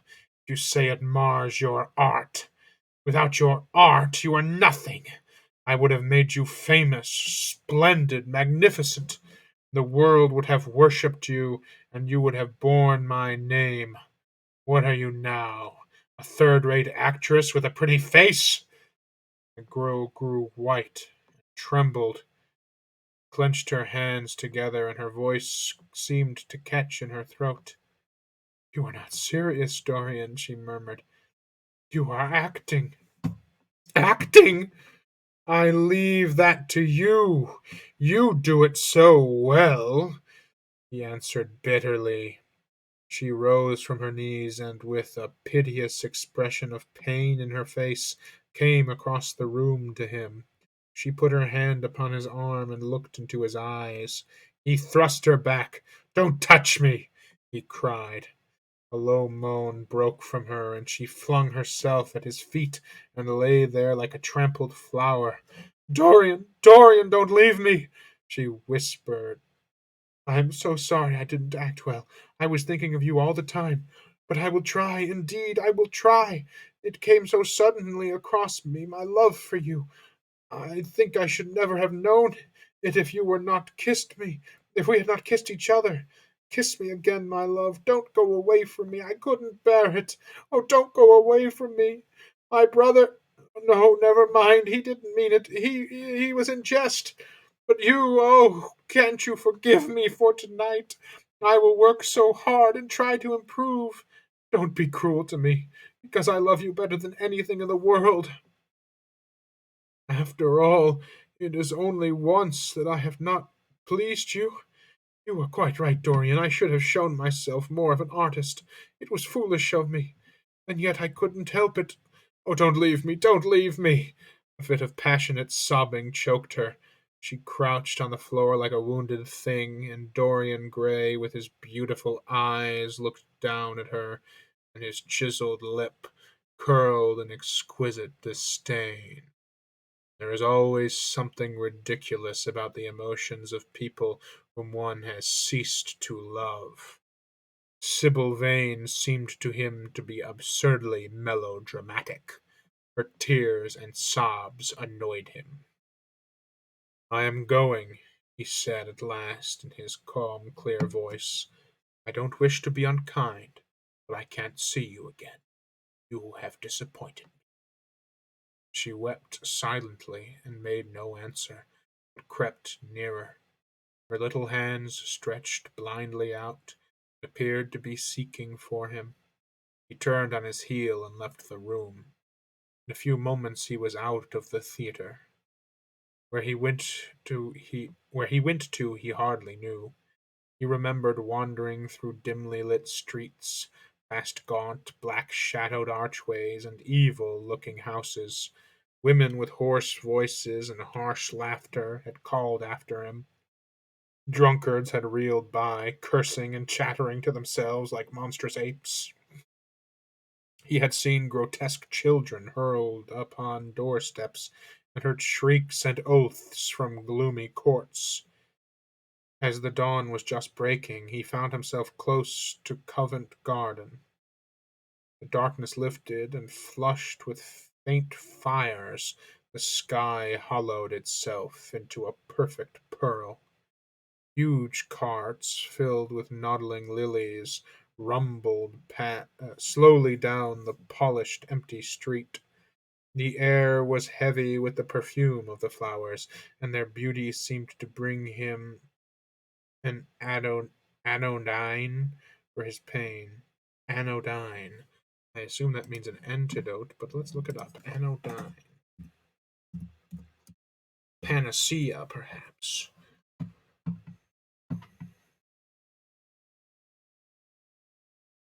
Anodyne. Anodyne. A pain-killing drug or medicine. Hmm. Anodyne.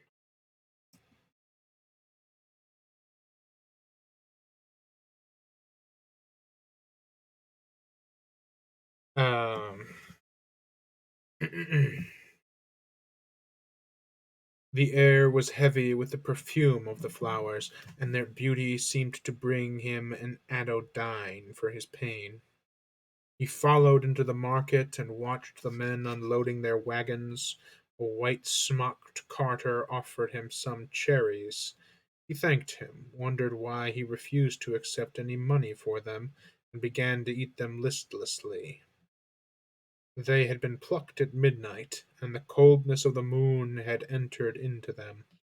A long line of boys carrying crates of striped tulips and of yellow and red roses defiled in front of him, threading their way through the huge jade green pillars of vegetables.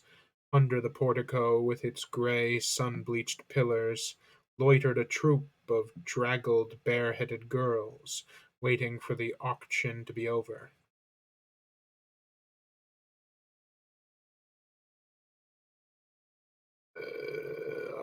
Others crowded round the swinging doors of the coffee house in the piazza. The heavy cart horses slipped and stamped upon the rough stones, shaking their bells and trappings. Some of the drivers were lying asleep on a pile of sacks. Iris-necked and pink-footed, the pigeons ran about picking up seeds. After a little while he hailed a hansom and drove home. For a few moments he loitered upon the doorstep, looking round at the silent square, with its blank, close-shuttered windows and its staring blinds. The sky was pure opal now, and the roofs of the houses glittered like silver against it. From some chimney opposite a thin wreath of smoke was rising. It curled, a violet riband, through the nacre-colored sky. Nacre. In the huge gilt Venetian lantern, spoil of some doge's barge, that hung from the ceiling of the great oak-panelled hall of entrance, lights were still burning from the three flickering jets. Thin blue petals of flame they seemed, rimmed with white fire. He turned them out, and having thrown his hat and cape on the table, passed through the library towards the door of his bedroom, a large octagonal chamber on the ground floor that, in his new-born feeling for luxury, he had just had decorated for himself, and hung with some curious Renaissance tapestries that had been discovered stored in a disused attic at Selby Royal. As he was turning the handle of the door, his eye fell upon the portrait Basil Hallward had painted of him. He started back as if in surprise. When he went on into his own room, looking somewhat puzzled after he had taken the buttonhole out of his coat, he seemed to hesitate. Finally he came back, went over to the picture, and examined it. In the dim, arrested light that struggled through the cream-colored silk blinds, the face appeared to him to be a little changed. The expression looked different. One would have said that there was a touch of cruelty in the mouth. It was certainly strange. He turned round, and walking to the window, drew up the blind. The bright dawn flooded the room and swept the fantastic shadows into dusky corners, where they lay shuddering.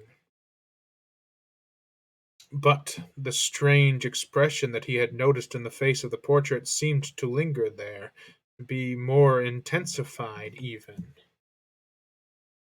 The quivering, ardent sunlight showed him the lines of cruelty round the mouth as clearly as if he had been looking into a mirror after he had done some dreadful thing.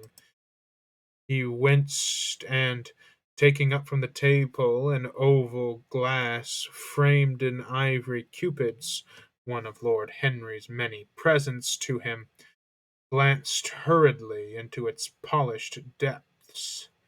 No line like that had warped his red lips. What did it mean? He rubbed his eyes and came close to the picture and examined it again. There were no signs of any change when he looked into the actual painting, and yet there was no doubt that the whole expression had altered. It was not merely a fancy of his own.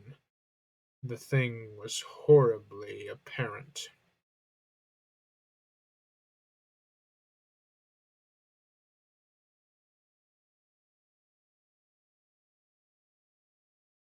Uh, he threw himself into a chair and began to think. Suddenly there flashed across his mind what he had said in Basil Hallward's studio the day the picture had been finished. Yes, he remembered it perfectly. He had uttered a mad wish that he himself might remain young, and the portrait grow old, that his own beauty might be untarnished, and the face on the canvas bear the burden of his passions and his sins, that the painted image might be seared with the lines of suffering and thought, and that he might keep all the delicate bloom and loveliness of his then just conscious boyhood. Surely his wish had not been fulfilled. Such things were impossible. It seemed monstrous even to think of them, and yet there was the picture before him, with the touch of cruelty in the mouth. Cruelty? Had he been cruel? It was the girl's fault, not his. He had dreamed of her as a great artist, had given his love to her because he had thought her great. Then she had disappointed him. She had been shallow, and unworthy, and yet a feeling of infinite regret came over him as he thought of her lying at his feet sobbing like a little child. He remembered with what callousness he had watched her. Why had he been made like that? Why had such a soul been given to him? But he had suffered also. During the 3 terrible hours that the play had lasted, he had lived centuries of pain, aeon upon aeon of torture. His life was well worth hers. She had marred him for a moment, if he had wounded her for an age. Besides, women were better suited to bear sorrow than men. They lived on their emotions. They only thought of their emotions. When they took lovers, it was merely to have someone with whom they could have scenes. Lord Henry had told him that, and Lord Henry knew what women were. Why should he trouble about Sybil Vane? She was nothing to him now. But the picture, what was he to say of that? It held the secret of his life and told his story. It had taught him to love his own beauty. Would it teach him to loathe his own soul? Would he ever look at it again? No, it was merely an illusion wrought on the troubled senses. The horrible night that had passed had left phantoms behind it. Suddenly there had fallen upon his brain that tiny scarlet speck that makes men mad. The picture had not changed. It was folly to think so. Yet it was watching him, with its beautiful, marred face and its cruel smile. Its bright hair gleamed in the early sunlight, its blue eyes met his own. A sense of infinite pity, not for himself, but for the painted image of himself, came over him. It had altered already, and would alter more. Its gold would wither into gray, its red and white roses would die. For every sin that he committed, a stain would fleck and wreck its fairness. But he would not sin. Picture, changed or unchanged, would be to him the visible emblem of conscience. He would resist temptation. He would not see Lord Henry any more, would not, at any rate, listen to those subtle poisonous theories that in Basil Hallward's garden had first stirred within him the passion for impossible things. He would go back to Sybil Vane, make her amends, marry her, try to love her again. Yes, it was his duty to do so. She must have suffered more than he had. The fascination that she had excited over him would return. They would be happy together. His life with her would be beautiful and pure. He got up from his chair and drew a large screen in front of the portrait, shuddering as he glanced at it. How horrible, he murmured to himself. And he walked across the window and opened it. When he stepped out to the grass, he drew a deep breath. The fresh morning air seemed to drive away all his sombre passions. He thought only of Sybil. A faint echo of his love came back to him. He repeated her name over and over again.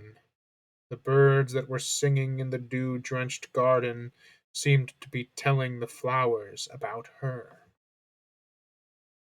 End of chapter 7.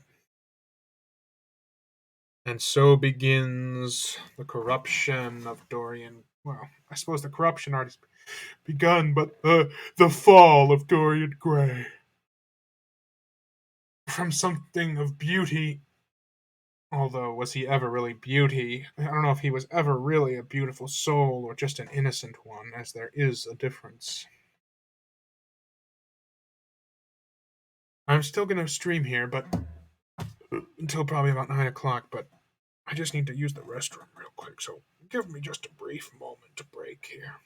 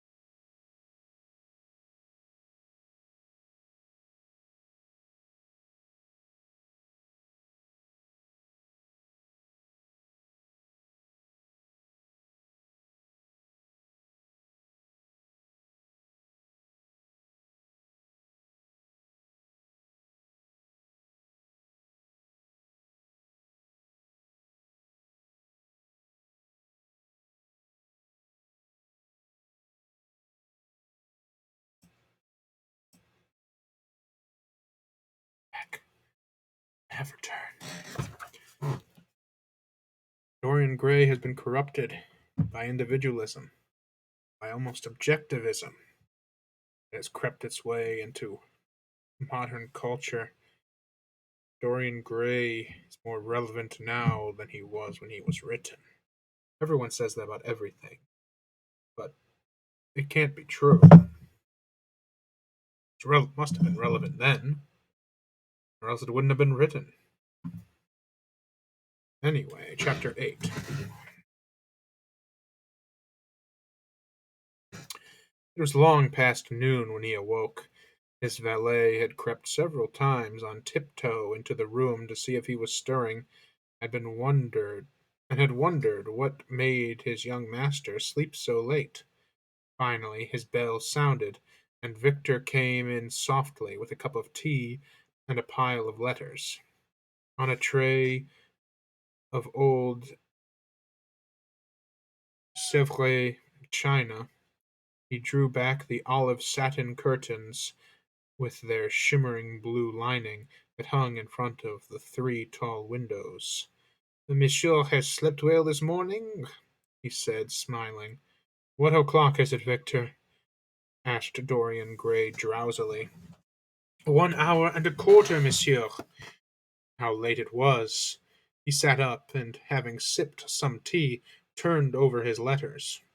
One of them was from Lord Henry, and had been brought by hand that morning. He hesitated for a moment, and then put it aside. The others he opened listlessly. They contained the usual collection of cards, invitations to dinner, tickets for private views, programs of charity concerts, and the like that are showered on fashionable young men every morning during the season. There was a rather heavy bill for a chased silver Louis XV toilet set that he had not yet had the courage to send to his guardians, who were extremely old-fashioned people, and did not realize that we live in an age when such unnecessary things are our only necessities. And there were several very courteously worded communications from Jermyn Street, money-lenders offering to advance any sum of money at a moment's notice, and at the most reasonable rates of interest. After about 10 minutes he got up, and, throwing on an elaborate dressing-gown of silk-embroidered cashmere wool, passed into the onyx-paved bathroom. The cool water refreshed him after his long sleep. He seemed to have forgotten all that he had gone through. A dim sense of having taken part in some strange tragedy came to him once or twice, but there was the unreality of a dream about it. As soon as he was dressed, he went into the library and sat down to a light French breakfast that had been laid out for him on a small round table close to the open window. It was an exquisite day. The warm air seemed laden with spices. A bee flew in and buzzed round the blue dragon bowl that, filled with sulphur yellow roses, stood before him. He felt perfectly happy. Suddenly his eye fell on the screen that he had placed in front of the portrait, and he started. "Too cold for monsieur?" asked his valet, putting an omelette on the table. "I shut the window?" Dorian shook his head. "I am not cold," he murmured. Was it true? The portrait really changed, or had it been simply his own imagination that had made him see a look of evil where there had been a look of joy? Surely a painted canvas could not alter. The thing was absurd. It would serve as a tale to tell Basil some day. It would make him smile. And yet how vivid was his recollection of the whole thing! First in the dim twilight, and then in the bright dawn, he had seen the touch of cruelty round the warped lips. He almost dreaded his valet leaving the room. Yeah, he knew that when he was alone he would have to examine the portrait. He was afraid of certainty. When the coffee and cigarettes had been brought and the man turned to go, he felt a wild desire to tell him to remain. As the door was closing behind him, he called him back. The man stood waiting for orders. Dorian looked at him for a moment. "I'm not at home to anyone, Victor," he said with a sigh. The man bowed and retired.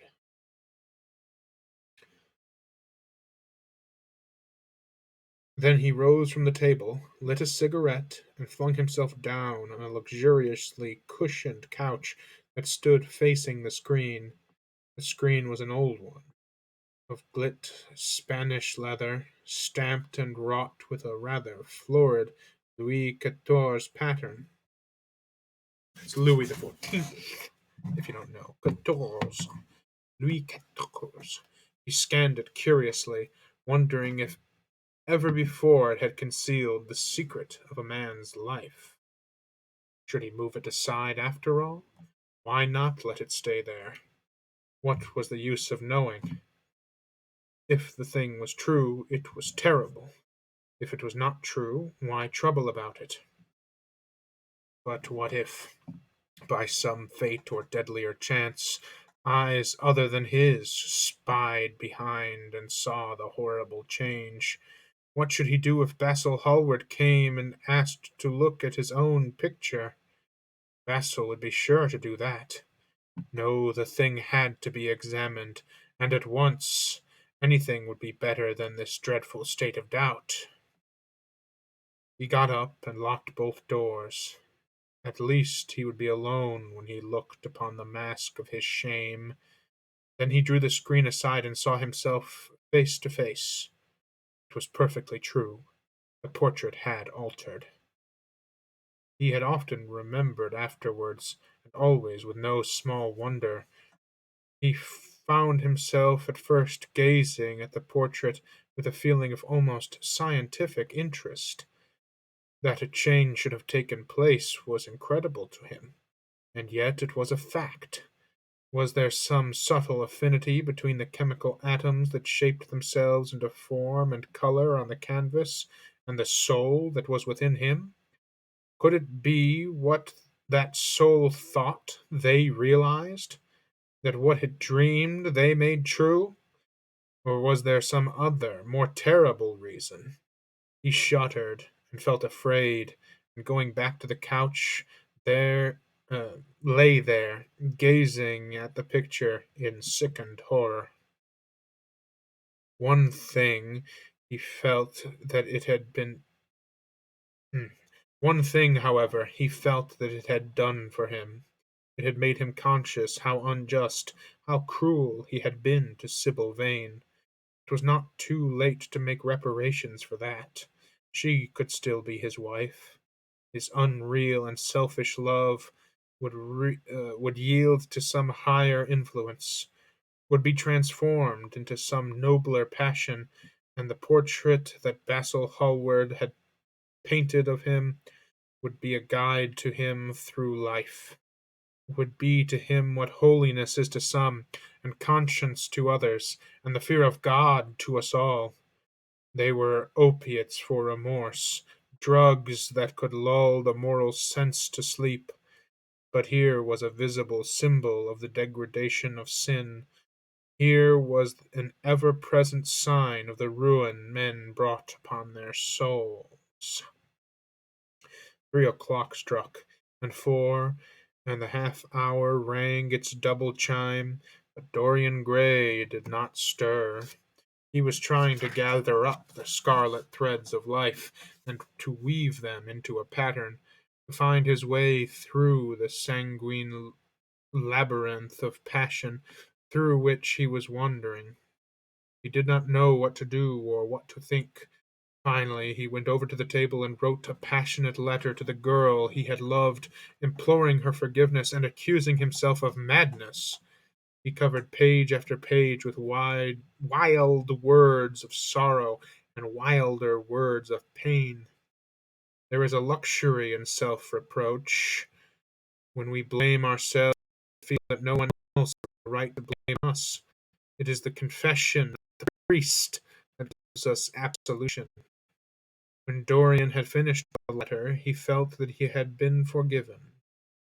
Suddenly there came a knock to the door, and he heard Lord Henry's voice outside. "My dear boy, I must see you. Let me in at once. I can't bear you shutting yourself up like this." He made no answer at first, but remained quite still. The knocking still continued, and grew louder. Yes, it was better to let Lord Henry in, and to explain to him the new life he was going to lead, to quarrel with him if it became necessary to quarrel, to part if parting was inevitable. He jumped up, drew the screen hastily across the picture, and unlocked the door. "I am so sorry for it all, Dorian," said Lord Henry as he entered, "but you must not think too much about it." "You mean about Sybil Vane?" asked the lad. "Yes, of course," answered Lord Henry, sinking into a chair and slowly pulling off his yellow gloves. "It is dreadful, from one point of view, but it was not your fault. Tell me, did you go behind and see her after the play was over?" "Yes." "I felt sure you had. Did you make a scene with her?"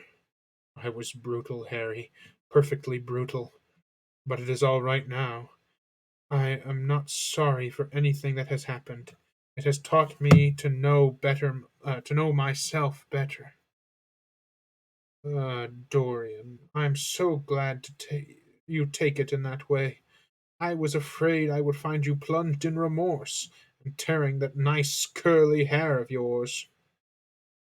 "I've got through all that," said Dorian, shaking his head and smiling. "I'm perfectly happy now. I know what conscience is, to begin with. It is not what you told me it was. It is the divinest thing to us. Don't sneer at it, Harry, any more, at least not before me. I want to be good. I can't bear the idea of my soul being hideous." "A very charming, artistic basis for ethics, Dorian. I congratulate you on it. But how are you going to begin?" "By marrying Sybil Vane." "Marrying Sybil Vane!" cried Lord Henry, standing up and looking at him in perplexed amazement. "But, my dear Dorian—" "Yes, Harry, I know what you are going to say, something dreadful about marriage. Don't say it. Don't ever say things of that kind to me again. 2 days ago I asked Sybil to marry me. I'm not going to break my word to her. She is to be my wife." "Well, your wife? Dorian, didn't you get my letter? I wrote to you this morning. I set the note down by my own man." "Your letter? Oh, yes, I remember. I have not read it yet, Harry. I was afraid there might be something in it that I wouldn't like. You cut life to pieces with your epigrams." "You know nothing, then." "Uh-oh. What do you mean?" Lord Henry walked across the room and sitting down by Dorian Gray, took both his hands in his own and held them tightly. "Dorian," he said, "my letter, don't be frightened, was to tell you that Sybil Vane is dead." A cry of pain broke from the lad's lips, and he leapt to his feet, tearing his hands away from Lord Henry's grasp. "Dead? Sybil dead?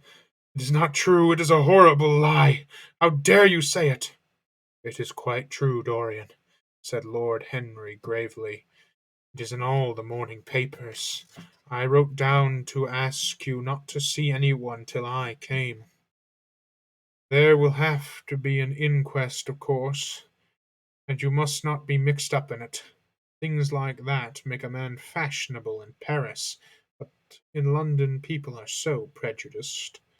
Here one should never make one's debut with a scandal. One should reserve that to give an interest to one's old age. I suppose they don't know your name at the theatre? If they don't, it's all right. Did anyone see you going round to her room? That is an important point." Dorian did not answer for a few moments. He was dazed with horror. Finally, he stammered in a stifled voice, "Harry, did you say an inquest? What did you mean by that? Did Sybil— Oh, Harry, I can't bear it. But be quick, tell me everything at once." "I have no doubt it was not an accident, Dorian, though it must be put in that way to the public. It seems that she was leaving the theatre with her mother about 12:30 or so. She said she had forgotten something upstairs. They waited some time for her. She did not come down again. They ultimately found her lying dead on the floor of her dressing room. She had swallowed something by mistake, some dreadful thing they use at theatres. I don't know what it was, but it had either prussic acid or white lead in it. I should fancy it was prussic acid, as she seemed to have died instantaneously." "Harry, Harry, it is horrible!" cried the lad. "Yes, it is very tragic, of course, but you must not get yourself mixed up in it. I see by the Standard that she was 17. I should have thought she was almost younger than that. She looked such a child, and seemed to know so little about acting. Dorian, you mustn't let this thing get on your nerves. You must come and dine with me, and afterwards we will look in at the opera. It is a party night, and everybody will be there. You can come to my sister's box. She has got some smart women with her." "So I have murdered Sybil Vane," said Dorian, half to himself. "Murdered her as surely as if I had cut her little throat with a knife. Yet roses are not less lovely for all that. The birds sing just as happily in my garden, and tonight I am to dine with you, and then go on to the opera, and sup somewhere, I suppose, afterwards. How extraordinarily dramatic life is! If I had read all this in a book, Harry, I think I would have wept over it. Somehow, now that it has happened actually, and to me, it seems far too wonderful for tears. Here is the first passionate love letter I have ever written in my life. Strange that my first passionate love letter should have been addressed to a dead girl. Can they feel, I wonder, those white, silent people we call the dead? Sybil, can she feel or know or listen? Oh, Harry, how I loved her once!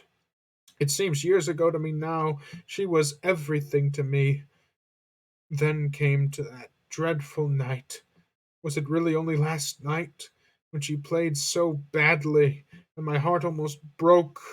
She explained it all to me. It was terribly pathetic. I was not moved a bit. I thought her shallow. Suddenly something happened that made me afraid. I can't tell you what it was, but it was terrible. I said I would go back to her.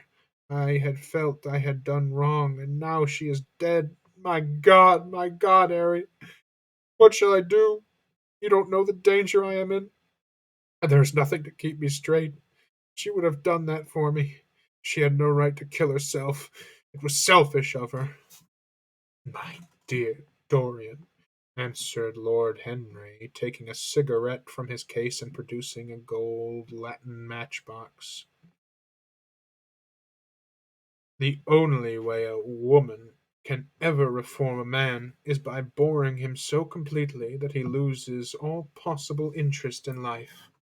If you had married this girl, you would have been wretched. Of course, you would have treated her kindly. One can always be kind to people about whom one cares nothing. But she would have found out that you were absolutely indifferent to her. And when a woman finds that out about her husband, she either becomes dreadfully dowdy, or wears very smart bonnets that some other woman's husband has to pay for. I say nothing about the social mistake, which would have been abject, which of course I would not have allowed, but I assure you that in any case the whole thing would have been an absolute failure." "Suppose it would," muttered the lad, walking up and down the room and looking horribly pale. "But I thought it was my duty. It is not my fault that this terrible tragedy has prevented my doing what was right. I remember your saying once that there is a fatality about good resolutions. They are always made too late. Mine certainly were. Good resolutions are useless attempts to interfere with scientific laws. Their origin is pure vanity. The result is absolutely nil. They give us, now and then, some of those luxurious, sterile emotions that have a certain charm for the weak. That is all that can be said for them. They are simply checks that men draw on a bank where they have no account. Harry, cried Dorian Gray, coming over and sitting down beside him, why is it I cannot feel this tragedy as much as I want to? I don't think I am heartless. Do you? You have done too many foolish things during the last fortnight to be entitled to give yourself that name, Dorian, answered Lord Henry with his sweet melancholy smile.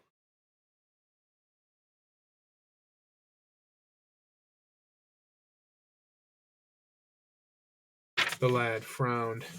I don't like that explanation, Harry, he rejoined. I am glad you don't think I am heartless. I am nothing of the kind. I know I am not. And yet I must admit that this thing that has happened does not affect me as it should. It seemed to me to be simply like a wonderful ending to a wonderful play. It has all the terrible beauty of a Greek tragedy, a tragedy in which I took a great part, but by which I have not been wounded. It is an interesting question, said Lord Henry, who found an exquisite pleasure in playing on the lad's unconscious egotism. An extremely interesting question. I fancy that the true explanation is this. It often happens that the real tragedies of life occur in such an inartistic manner. They hurt us by their crude violence, their absolute incoherence, their absurd want of meaning, their entire lack of style. They affect us just as vulgarity affects us. They give us an impression of sheer brute force, and we revolt against that. Sometimes, however, a tragedy that possesses artistic elements of beauty crosses our lives. If these elements of beauty are real, the whole thing simply appeals to our sense of dramatic effect. Suddenly we find that we are no longer the actors, but the spectators of the play. Or rather, we are both. We watch ourselves, and the mere wonder of the spectacle enthralls us. In the present case, what is it that has really happened? Someone has killed herself for love of you. I wish that I had ever had such an experience. It would have made me in love with love for the rest of my life. People who have adored me, there have not been very many, but there have been some, have always insisted on living on, long after I had ceased to care for them, or they to care for me. They have become stout and tedious, and when I meet them, they go in at once for reminiscences. Wow, that awful memory of women! What a fearful thing it is, and what an utter intellectual stagnation it reveals. One should absorb the color of life, but one should never remember its details. Details are always vulgar. I must sell poppies in my garden, sighed Dorian. There is no necessity, rejoined his companion. Life always has poppies in her hands. Of course, now and then things linger. I once wore nothing but violets all through one season, as a form of artistic mourning for a romance that would not die. Ultimately, however, it did die. I forget what killed it. I think it was her proposing to sacrifice the whole world for me. That is always a dreadful moment. It fills one with the terror of eternity.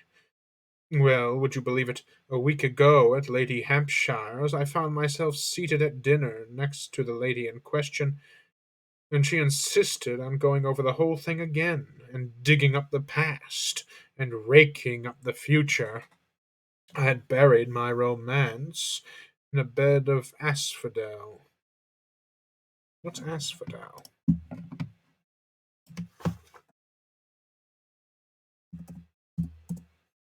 I assume it's another flower. Yes. Perennial flowering plants. Hmm. This is what he means, a bed of these. I had buried my romance in a bed of asphodel. Anyway, she dragged it out again and assured me that I had spoiled her. I'm bound to state that she ate an enormous dinner, so I did not feel any anxiety. What lack, but what a lack of taste she showed. The one charm of the past is that it is the past, but women never know when the curtain has fallen. They always want a sixth act, and as soon as the interest of the play is entirely over, they propose to continue it. If they were allowed their own way, every comedy would have a tragic ending, and every tragedy would culminate in a farce. They are charmingly artificial, but they have no sense of art. You are more fortunate than I am. I assure you, Dorian, that not one of the women I have known would have done for me what Sybil Vane did for you. Ordinary women always console themselves. Some of them do it by going in for sentimental colors. Never trust a woman who wears mauve, whatever her age may be, or a woman over 35 who is fond of pink ribbons. It always means they have a history. Others find a great consolation in suddenly discovering the good qualities of their husbands. They flaunt their congenial felicity in one's face as if it were the most fascinating of sins. Religion consoles some. Its mysteries have all the charm of a flirtation, a woman once told me, and I can quite understand it. Besides, nothing makes one so vain as being told that one is a sinner. Conscience makes egotists of us all. Yes, there is really no end to the consolations that women find in modern life. Indeed, I have not mentioned the most important one. What is that, Harry? The lad said listlessly. Oh, the obvious consolation. Taking someone else's admirer when one loses one's own. In good society, that always whitewashes a woman. But really, Dorian, how different Sybil Vane must have been from all the women one meets. There is something to me quite beautiful about her death. I'm glad I'm living in a century when such wonders happen. They make one believe in the reality of the things we all play with, such as romance, passion, and love. I was terribly cruel to her. You forget that. I'm afraid that women appreciate cruelty, downright cruelty, more than anything else. They have wonderfully primitive instincts. We have emancipated them, but they remain slaves, looking for their masters all the same. They love being dominated. I'm sure you were splendid. I have never seen you really and absolutely angry. I can fancy how delightful you looked. And after all, you said something to me the other day. You said to me the day before yesterday that seemed to me at the time to be merely fanciful, but that I see now was absolutely true, and it holds the key to everything.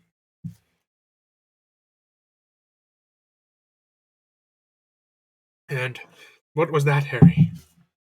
You said to me that Sybil Vane represents to you all the heroines of romance, that she was Desdemona one night and Ophelia the other, that if she died as Juliet, she came to life as Imogen.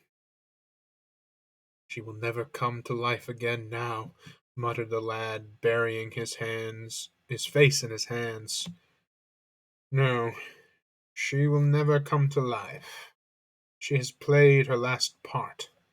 You must think of that lonely death in the tortured dressing room simply as a strange, lurid fragment from some Jacobean tragedy, as a wonderful scene from Webster or Ford or Cyril Tourneur.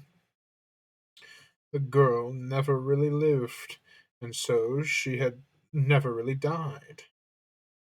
To you, at least, she was always a dream, a phantom that flitted through Shakespeare's plays and left them lovelier for its presence, a reed through which Shakespeare's music sounded richer and more full of joy.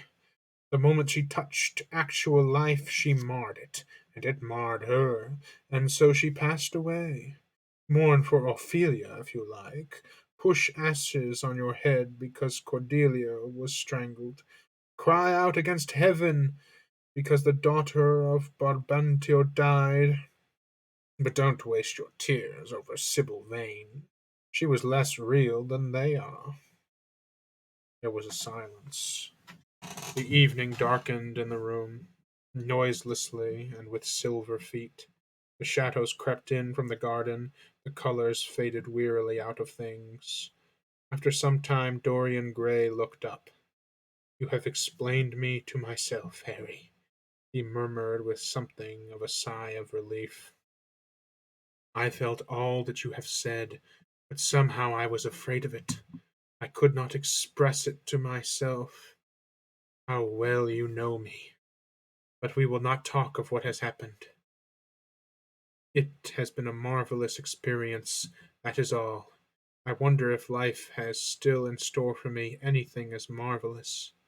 Life has everything in store for you, Dorian. There is nothing that you, with your extraordinary good looks, will not be able to do. But suppose, Harry, I become haggard and old and wrinkled. What then? And then, Lord Henry, rising to go, then, my dear Dorian, you would have to fight for your victories. As it is, they are brought to you. No, you must keep your good looks. We live in an age that reads too much to be wise and thinks too much to be beautiful. We cannot spare you, and now you had better dress up and drive down to the club. We are rather late as it is. I think I shall join you at the opera, Harry. I feel too tired to eat anything. What is the number for your sister's box? 27, I believe. It is on the grand tier. You will see her name on the door. I am sorry you won't come and dine. I don't feel up to it, said Dorian listlessly. I am awfully obligated to you for all that you have said to me. Obliged to you for all that you have said to me. You are certainly my best friend. No one has ever understood me as you have. We are only at the beginning of our friendship, Dorian, answered Lord Henry, shaking him by the hand. Good-bye. I shall see you before 9:30, I hope. Remember, Patti is singing. As he closed the door behind him, Dorian Gray touched the bell, and in a few minutes Victor appeared with the lamps and drew the blinds down. He waited impatiently for him to go. The man seemed to take an interminable time over everything. As soon as he had left, he rushed to the screen and drew it back. No, there was no further change in the picture. It had received the news of Sybil Vane's death before he had known of it himself. It was conscious of the events of life as they occurred. The vicious cruelty that marred the fine lines of the mouth had, no doubt, appeared the very moment that the girl had drunk the poison, whatever it was. Or was it indifferent to results? Did it merely take cognizance of what passed within the soul? He wondered, and hoped that some day he would see the change taking place before his very eyes, shuddering as he hoped it. Poor Sybil! What a romance it had all been! She had often mimicked death on the stage. Then Death himself had touched her and taken her with him. How had she played that dreadful last scene? Had she cursed him as she died? No, she had died for love of him, and love would always be a sacrament to him now. She had atoned for everything by the sacrifice she had made of her life. He would not think any more of what she had made him go through on that horrible night at the theatre. When he thought of her, it would be as a wonderful tragic figure sent on to the world's stage to show the supreme reality of love. A wonderful tragic figure? Tears came to his eyes as he remembered her childlike look and winsome, fanciful eyes, shy, tremulous grace. He brushed them away hastily and looked again at the picture. He felt that the time had really come for making his choice, or had his choice already been made? Yes, life had decided that for him. Life and his own infinite curiosity about life. Eternal youth, infinite passion, pleasures subtle and secret, wild joys and wilder sins. He was to have all these things. The portrait was to bear the burden of his shame. That was all. A feeling of pain crept over him as he thought of the desecration that was in store for the fair face on the canvas. Once in boyish mockery of Narcissus he had kissed, or feigned to kiss, those painted lips that now smiled so cruelly at him. Morning after morning he had sat before the portrait wondering at its beauty, almost enamored of it, as it seemed to him at times. Was it to alter now with every mood to which he yielded? Was it to become a monstrous and loathsome thing, to be hidden away in a locked room, to be shut out from the sunlight that had so often touched the to brighter gold the waving wonder of its hair? The pity of it! The pity of it! For a moment he thought of praying that the horrible sympathy that existed between him and the picture might cease. It had changed in answer to a prayer. Perhaps in answer to a prayer it might remain unchanged. And yet, who that knew anything about life would surrender the chance of remaining always young? However fantastic that chance might be, or with what fateful consequences it might be fraught. Besides, was it really under his control? Had it indeed been prayer that had produced the substitution? Might there not be some curious scientific reason for it all? If thought could exercise its influence upon a living organism, might not thought exercise an influence upon dead and inorganic things? Nay, without thought or conscious desire, might not things external to ourselves vibrate in unison with our moods and passions? Atom calling to atom in secret love or strange affinity? But the reason was of no importance. He would never again tempt by a prayer any terrible power. If the picture was to alter, it was to alter. That was all. Why inquire too closely into it? For there would be a real pleasure in watching it. He would be able to follow his mind into secret places. This portrait would be to him the most magical of mirrors. As it had revealed to him his own body, so it would reveal to him his own soul. And when winter came upon it, he would still be standing where spring trembles on the verge of summer. When the blood crept from its face and left behind a pallid mask of chalk with leaden eyes, he would keep the glamour of boyhood. Not one blossom of his loveliness would ever fade. Not one pulse of his life would ever weaken. Like the gods of the Greeks, he would be strong and fleet and joyous. What did it matter what happened to the colored image on the canvas? He would be safe. That was everything. He drew the screen back to its former place in front of the picture, smiling as he did so, passed into his bedroom, where his valet was already waiting for him. An hour later he was at the opera, and Lord Henry was leaning over his chair.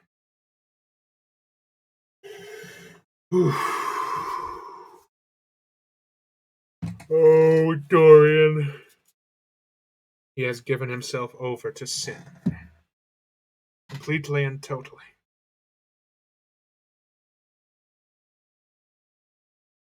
And the oath that was sworn by Mr. Vane is surely to come to pass. Although I suppose we have no way of knowing what the future holds. That's all for tonight, folks. I suppose I have to do the self promotion live on twitch.tv/Coldstone Readery. Find the videos up on YouTube at Coldstone Readery. If you want to know when the next stream is, follow me on Twitter at Coldstone Tweets.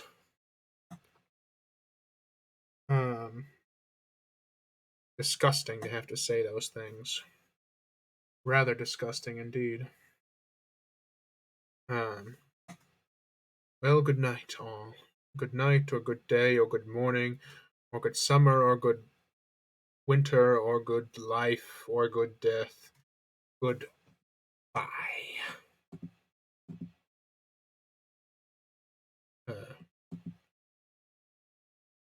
There we go.